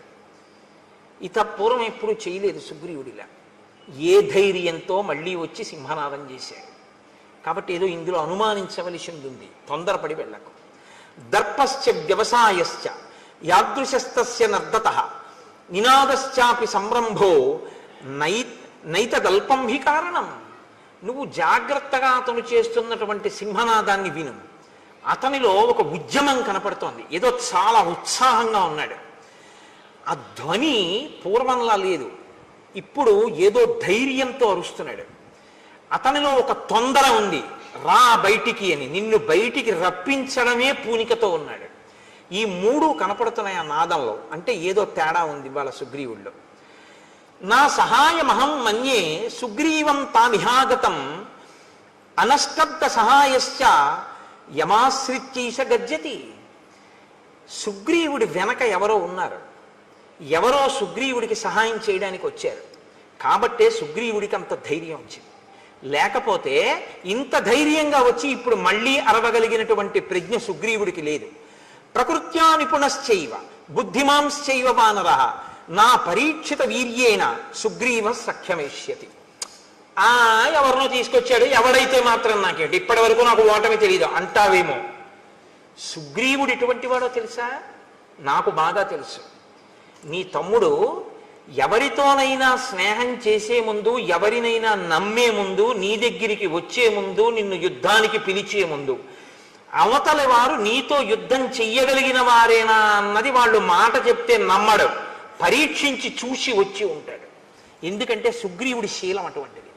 పరీక్షించి చూశాడు నీ తమ్ముడు, నిర్ధారించుకున్నాడు తనతో వచ్చిన స్నేహితుడెవరో నిన్ను మట్టు పెట్టగలిగిన వాడు అని నమ్మకం ఏర్పడ్డాకే వచ్చాడు. కాబట్టి తొందరపడి వెళ్ళకు. ఎంత ఖచ్చితంగా చెప్పేస్తోందండి మహాతల్లి నిజంగా. పూర్వమేవ మయా వీర శృతం కథయతో వచః అంగదస్య కుమారస్య వక్ష్యామి త్వాం హితం వచః. పూర్వం యువరాజు అయినటువంటి అంగదుడు నాతో ఒక విషయం చెప్పాడు. నేనిప్పుడు నీతో ఆ మాట చెప్తాను, శ్రద్ధగా విను. అంగదస్త కుమారోయం వనాంతం ఉపనిర్గతః ప్రవృత్తిస్తేన కథిత చారై రాశీ నివేదిత. ఒకనాడు అంగదుడు ఈ రాజ్యము యొక్క హద్దులు, సరిహద్దుల వరకు వెళ్ళాడు. దాటి ఋష్యమూక పర్వతం వైపుకు వెళ్ళరుగా. గూఢచారులు ఎప్పుడు అవతల దేశాల్లో తెలుసుకున్న విషయాలు ఆ సరిహద్దులు దాటి వచ్చి చెప్తూ ఉంటారు. గూఢచారులు ఒక విషయాన్ని చెప్పారు అంగదుడితోటి. ఆ అంగదుడు నాతో చెప్పాడు, అయోధ్యాధిపతే పుత్రౌ శూరౌ సమర దుర్జయౌ ఇక్ష్వాకూణాం కులే జాతౌ ప్రథితౌ రామలక్ష్మణౌ సుగ్రీవ ప్రియకామార్థం ప్రాప్తౌ తత్ర దురాసదౌ సతే భ్రాతుర్హి విఖ్యాతః సహాయో రణకర్మణి రామ పరబలామర్థి యుగాంతాగ్ని నిబోధితః. అయోధ్యాధిపతి అయినటువంటి దశరథ మహారాజు గారి పెద్ద కుమారుడైనటువంటి రామచంద్రమూర్తి తన తమ్ముడైనటువంటి లక్ష్మణుడితో కలిసి అరణ్యవాసానికి వచ్చాడు. రాముడు సామాన్యమైనటువంటి వీరుడు కాడు, చాలా గొప్ప శౌర్య పరాక్రమములు ఉన్నవాడు. అటువంటి రాముడు సుగ్రీవుడితో స్నేహం చేశాడు అని గూఢచారులు మనకి వర్తమానం చెప్పారు. నివాస వృక్ష సాధూనాం ఆపన్నానాం పరాగతి ఆర్తానాం సంశ్రయశ్చైవ యశశ్చైక భాజనం. మిగిలిన విషయాలు చెప్పడంలో తార ప్రజ్ఞ గురించి మీరు ఆలోచించక్కర్లేదు. ఇది చెప్పడానికి తార ప్రజ్ఞావంతురాలు అని మీరు చెప్పవలసి ఉంటుంది. మిగిలినవి ఒక రాజు భార్యగా ఆమె తన అనుభవంతో పసిగట్టగలిగింది అని మీరు అనుకోవచ్చు. కానీ ఇది చెప్పాలంటే పూర్వపుణ్యం ఉంటే తప్ప చెప్పలేరు. గత జన్మలలో చాలా పుణ్యం చేసి ఈశ్వరుడి యొక్క అనుగ్రహం పొందిన వాళ్ళకే ఈశ్వరుడి యొక్క స్వరూపం గురించినటువంటి జ్ఞానము భాసిస్తుంది. ఆవిడ రాముడెవరో పసిగట్టేసింది. అందుకే కిష్కింధకాండలో తార విరుపు అన్నాను నేను. ఈ శ్లోకాన్ని తార చెప్పకపోతే, తార ఉపన్యాసం అంతా ఒకెత్తు గొప్పదే, కానీ ఈ శ్లోకం వల్ల తార జాజ్వల్యమానమైనటువంటి స్థానాన్ని పొందేసింది కిష్కింధకాండలో. నివాస వృక్ష సాధూనాం ఆపన్నానాం పరాగతి ఆర్తానాం సంశ్రయశ్చైవ యశశ్చైక భాజనం. రాముడు ఒక చెట్టు. రాముడు ఎటువంటి చెట్టు అంటే అది పూలతో పళ్ళతో నిండినటువంటి ఒక పెద్ద మహావృక్షం. రాముడు అనబడేటటువంటి చెట్టు యొక్క పాదములను ఎవరు ఆశ్రయిస్తారో వాళ్ళకి నీడనిస్తుంది. మీరు ఒకటి గమనించండి, మీకు నీడ కావాలి, చెట్టు అక్కడ ఉంది, మీరు చెట్టు కిందకి వెళ్ళాలా, చెట్టు మీ దగ్గరికి వస్తుందా? మీరు చెట్టు కిందకి వెళ్ళాలి. చెట్టు కిందకి మీరు వెళ్ళాలి తప్ప మీరు ఇక్కడ కూర్చుని ఓ చెట్టా నాకు నీడని అంటే చెట్టు నీడనివ్వదు. మీరు చెట్టు యొక్క మూలమును పాదమును ఆశ్రయించారనుకోండి, చెట్టు నీడనిచ్చేస్తుంది. మీరు దాని పాదాలు పట్టుకుంటే నీడనిస్తుంది. పాదాలు పట్టుకుని మీరు నించున్నప్పుడు మీకు నీడనిచ్చేటప్పుడు నువ్వు స్త్రీవా పురుషుడివా, చదువుకున్నవాడివా చదువుకోనివాడివా, ధనవంతుడివా పేదవాడివా, ఆచరణ ఉన్నవాడివా లేనివాడివా, ఇవన్నీ ఏమి చూడదు. నీడనివ్వడం ఆ చెట్టు యొక్క ప్రయోజనం, ఆ చెట్టు యొక్క లక్షణం అంతే. నీకన్నా ముందు సుగ్రీవుడు చేరిపోయాడు ఆ చెట్టు కింద. రాముడనేటటువంటి చెట్టు నీడలో సుగ్రీవుడు ఉన్నాడు, చెట్టు బయట ఎండలో నువ్వు ఉన్నావు. రాముణ్ణి ఆశ్రయించి సుగ్రీవుడు ఉంటే నాకేమిటి, నాకు బలం ఉందంటావేమో, అలాంటి చెట్టు లోకంలో ఇంకొకటి లేదు, అదొక్కటే చెట్టు. రాముణ్ణి ఆశ్రయించిన వాడిని నిగ్రహించడం ఇంకొకరికి చేత కాదు, నీ బలం పనికిరాదు. నీ మొదటి ఓటమి చిట్ట చివరి ఓటమి ఇదే అవుతుంది. ఎందుకంటే ఇంకొకసారి యుద్ధం చేసే అవకాశం నీకు ఉండదు. సుగ్రీవుడి మీదకి యుద్ధానికి వెళ్ళడం అంటే రాముడి మీదకి వెళ్ళడమే. ఎందుకంటే సుగ్రీవుడికి రాముడికి మైత్రి కుదిరింది, సుగ్రీవుడి ప్రాణం రాముడు పోనివ్వడు. ఆ ధైర్యమే ఆయన సింహనాదంలో వినపడుతోంది. నువ్విప్పుడు సుగ్రీవుడి మీదకి యుద్ధానికి వెళ్ళడం, రాముడి మీదకి యుద్ధానికి వెళ్ళడం, రాముణ్ణి నిగ్రహించగలిగిన శక్తి నీకు కాదు, 3 లోకములలో ఎవరికీ లేదు. కాబట్టి నా మాట విను. నివాస వృక్ష సాధూనాం ఆపన్నానాం పరాగతి ఆర్తానాం సంశ్రయశ్చైవ యశిశీక భాజనం, అదొక్కటే చెట్టు. ఆర్తి కలిగిన వారు, శరణాగతి చేసిన వారు అందరూ ఆ చెట్టుని ఆశ్రయించవలసి ఉంటుంది. అది ముందు నీడనిస్తుంది, తర్వాత పువ్వులు ఇస్తుంది, పళ్ళు ఇస్తుంది, అన్నీ ఇస్తుంది. కాబట్టి ఇప్పుడు నీడనిచ్చింది, రేపు పూలు పళ్ళు అనబడేటటువంటి రాజ్యాన్ని ఇచ్చేస్తుంది, నిన్ను పడగొట్టేస్తుంది. కాబట్టి నా మాట విను, నువ్వు యుద్ధానికి వెళ్ళొద్దు. జ్ఞాన విజ్ఞాన సంపన్నో నిదేశే నిరతప్పితు ధాతూనావివ శైలేంద్రో గుణానాం అకరో మహాన్. ఆయన హిమవత్ పర్వతము ధాతువులన్నింటికీ ఎలా ఒక స్థావరమో, రాముడనబడేటటువంటి వాడు గుణములన్నింటికీ నిధి. తక్షమోన విరోధస్తే సహతేన మహాత్మన దుర్జయేన ప్రమేయేన రామేణ రణకర్కసు. అటువంటి రాముడితో విరోధం పెట్టుకోకు. సుగ్రీవుడితో విరోధం అని నువ్వు అనుకుంటున్నావు. ఇప్పుడున్న పరిస్థితుల్లో సుగ్రీవుడితో విరోధమే రాముడితో విరోధం. కాబట్టి రాముడితో విరోధం వద్దు. శూరవక్ష్యామితే కించిత్ నచేచ్ఛామ్యభ్యసూయితుం శ్రూయతాం క్రియతాం చైవ తమ వక్ష్యామి యద్ధితం. నాకు తెలుసు ఇప్పటి వరకు ఓటమి నిరగనివాడివి కాబట్టి రాముడంత గొప్పవాడు అంటే నీకు కోపం వస్తుంది, ఇంకోళ్ళని పొగడడం నీకు ఇష్టం ఉండదు. కానీ నా మీద కోపగించకుండా నేను చెప్పింది విను. నేను మీతో మనవి చేసింది ఇది. అన్నీ వింటాడు, చక్కగా వింటాడు. భార్య చెప్తే వద్దనండవు, అన్నీ వింటాడు, తను చేసేదే చేస్తాడు. అందుకే చచ్చిపోయాడు. నేను ఈ మాట ఎందుకు అంటున్నానో తెలుసా అండి? భార్య మంత్రి, ఆవిడ కన్నా నీ ఆనందాన్ని నీ అభ్యున్నతిని కోరుకునే వాళ్ళు ఉండరు. కాబట్టి ఆవిడ మాట వినవలసి ఉంటుంది కొన్నిసార్లు. కానీ ఆవిడ తప్పు చెప్తోందన్నప్పుడు దిద్దే అధికారం పురుషుడికి ఎప్పుడు ఉంటుంది. దిద్దాలి కూడా భర్త, కేవలం అనుసరించకూడదు. మంచి స్వీకరించాలి, చెడుని వద్దు అలా మనం చేయకూడదు, అలా వద్దని చెప్పగలగాలి. అది అనడు ఇది అనడు, అన్నీ వింటాడు, యుద్ధానికి ఎడతాడు. అది వాలితో వచ్చిన పెద్ద చిక్కు. కాబట్టి ఇప్పుడు ఆవిడంది యవ్వరాజ్యేన సుగ్రీవం తూర్ణం సాధ్వభిషేయచ విగ్రహం మా కృధా వీర భ్రాత్ర రాజన్ బలీయస. ఎందుకయా సుగ్రీవుడితో నీకు వైరం? నీ తోడ పుట్టినవాడయా, ఒక ప్రమిదలో వెలుగుతున్నటువంటి 2 జ్యోతులు మీ ఇద్దరు. ఆయన ఏం తప్పు చేశాడు నువ్వు అసలు రాజ్యం నుంచి? ఉత్సర్జురు వైరముత్సృజ్య దూరత. నువ్వు చక్కగా సుగ్రీవుడితో స్నేహం చేసి రాముడితో స్నేహం చేసి వాళ్ళిద్దరితో ప్రీతిపాత్రంగా ప్రవర్తించడం మొదలుపెట్టు, నువ్వు మరింత బలపడిపోతావు. లాలనీయోహితే భ్రాత యవీయానేషవానరా తత్రవా సన్నిహస్తోవా సర్వదా బంధురేవతే. నీ తమ్ముడే అతను, నీ చేత లాలింపబడడానికి యోగ్యుడు, అతని మీద కోపం పెట్టుకుంటానంట ఏంటి? కోపం పెట్టుకోకు. ఇక్కడ ఉండని, అరణ్యంలో ఉండని, సుగ్రీవుడు నీకు తమ్ముడు అంతే, ఈ జన్మకంతే ఇంకా మీ బంధం. అటువంటి తమ్ముడిని ఎందుకు దూరం చేసుకుంటావు? పిలిచి యమరాజ్య పట్టాభిషేకం చేయి. నహితేన సమం బంధుం భువి పశ్యామి కంచన దానమానాది సత్కారై కురుష్వ ప్రత్యనంతరం. నాకు తెలుసున్నంత వరకు వాలి సుగ్రీవుడి వంటి బంధువు నీకు ఈ లోకంలో లేడు. తమ్ముడు నీ ఎందంత ప్రీతి ఉన్నవాడు, నీ సేవకుడుగా బతికేటటువంటి వాడు. ఎందుకు దూరం చేసుకుని అతన్ని చంపుతానంటావు, అతని మీదకి యుద్ధానికి ఎడతానంటావు? వెళ్ళకు. హాయిగా పిలిచి అంతఃపురంలో కూర్చోబెట్టి అతనికి కావలసినటువంటివన్నీ సమకూర్చు, సంతోషపడిపోయి నీ దగ్గర చేతులు కట్టుకుని వంగి నమస్కరిస్తూ నీ వెంట ఉంటాడు. వైరమే తత్సముత్సృజ్య తమ పార్శ్వే సతిష్టతు సుగ్రీవో విపులగ్రీవ తమ బంధు సదామత. నీకు కుడి భుజం ఎలా ఉంటుందో బలంలో, సుగ్రీవుడు నీకు పక్కనుంటే అంత బలంగా ఉంటుంది. అందుకని ఆయన్ని మించిన వాడు లేడు. కాబట్టి సుగ్రీవుడితో స్నేహం చేయి. భ్రాతు సౌహృదమాలంబ నాణ్యా గతిరిహాస్థితే. నువ్వు సుహృద్భావాన్ని నీ తమ్ముడు యందు చూపించావా?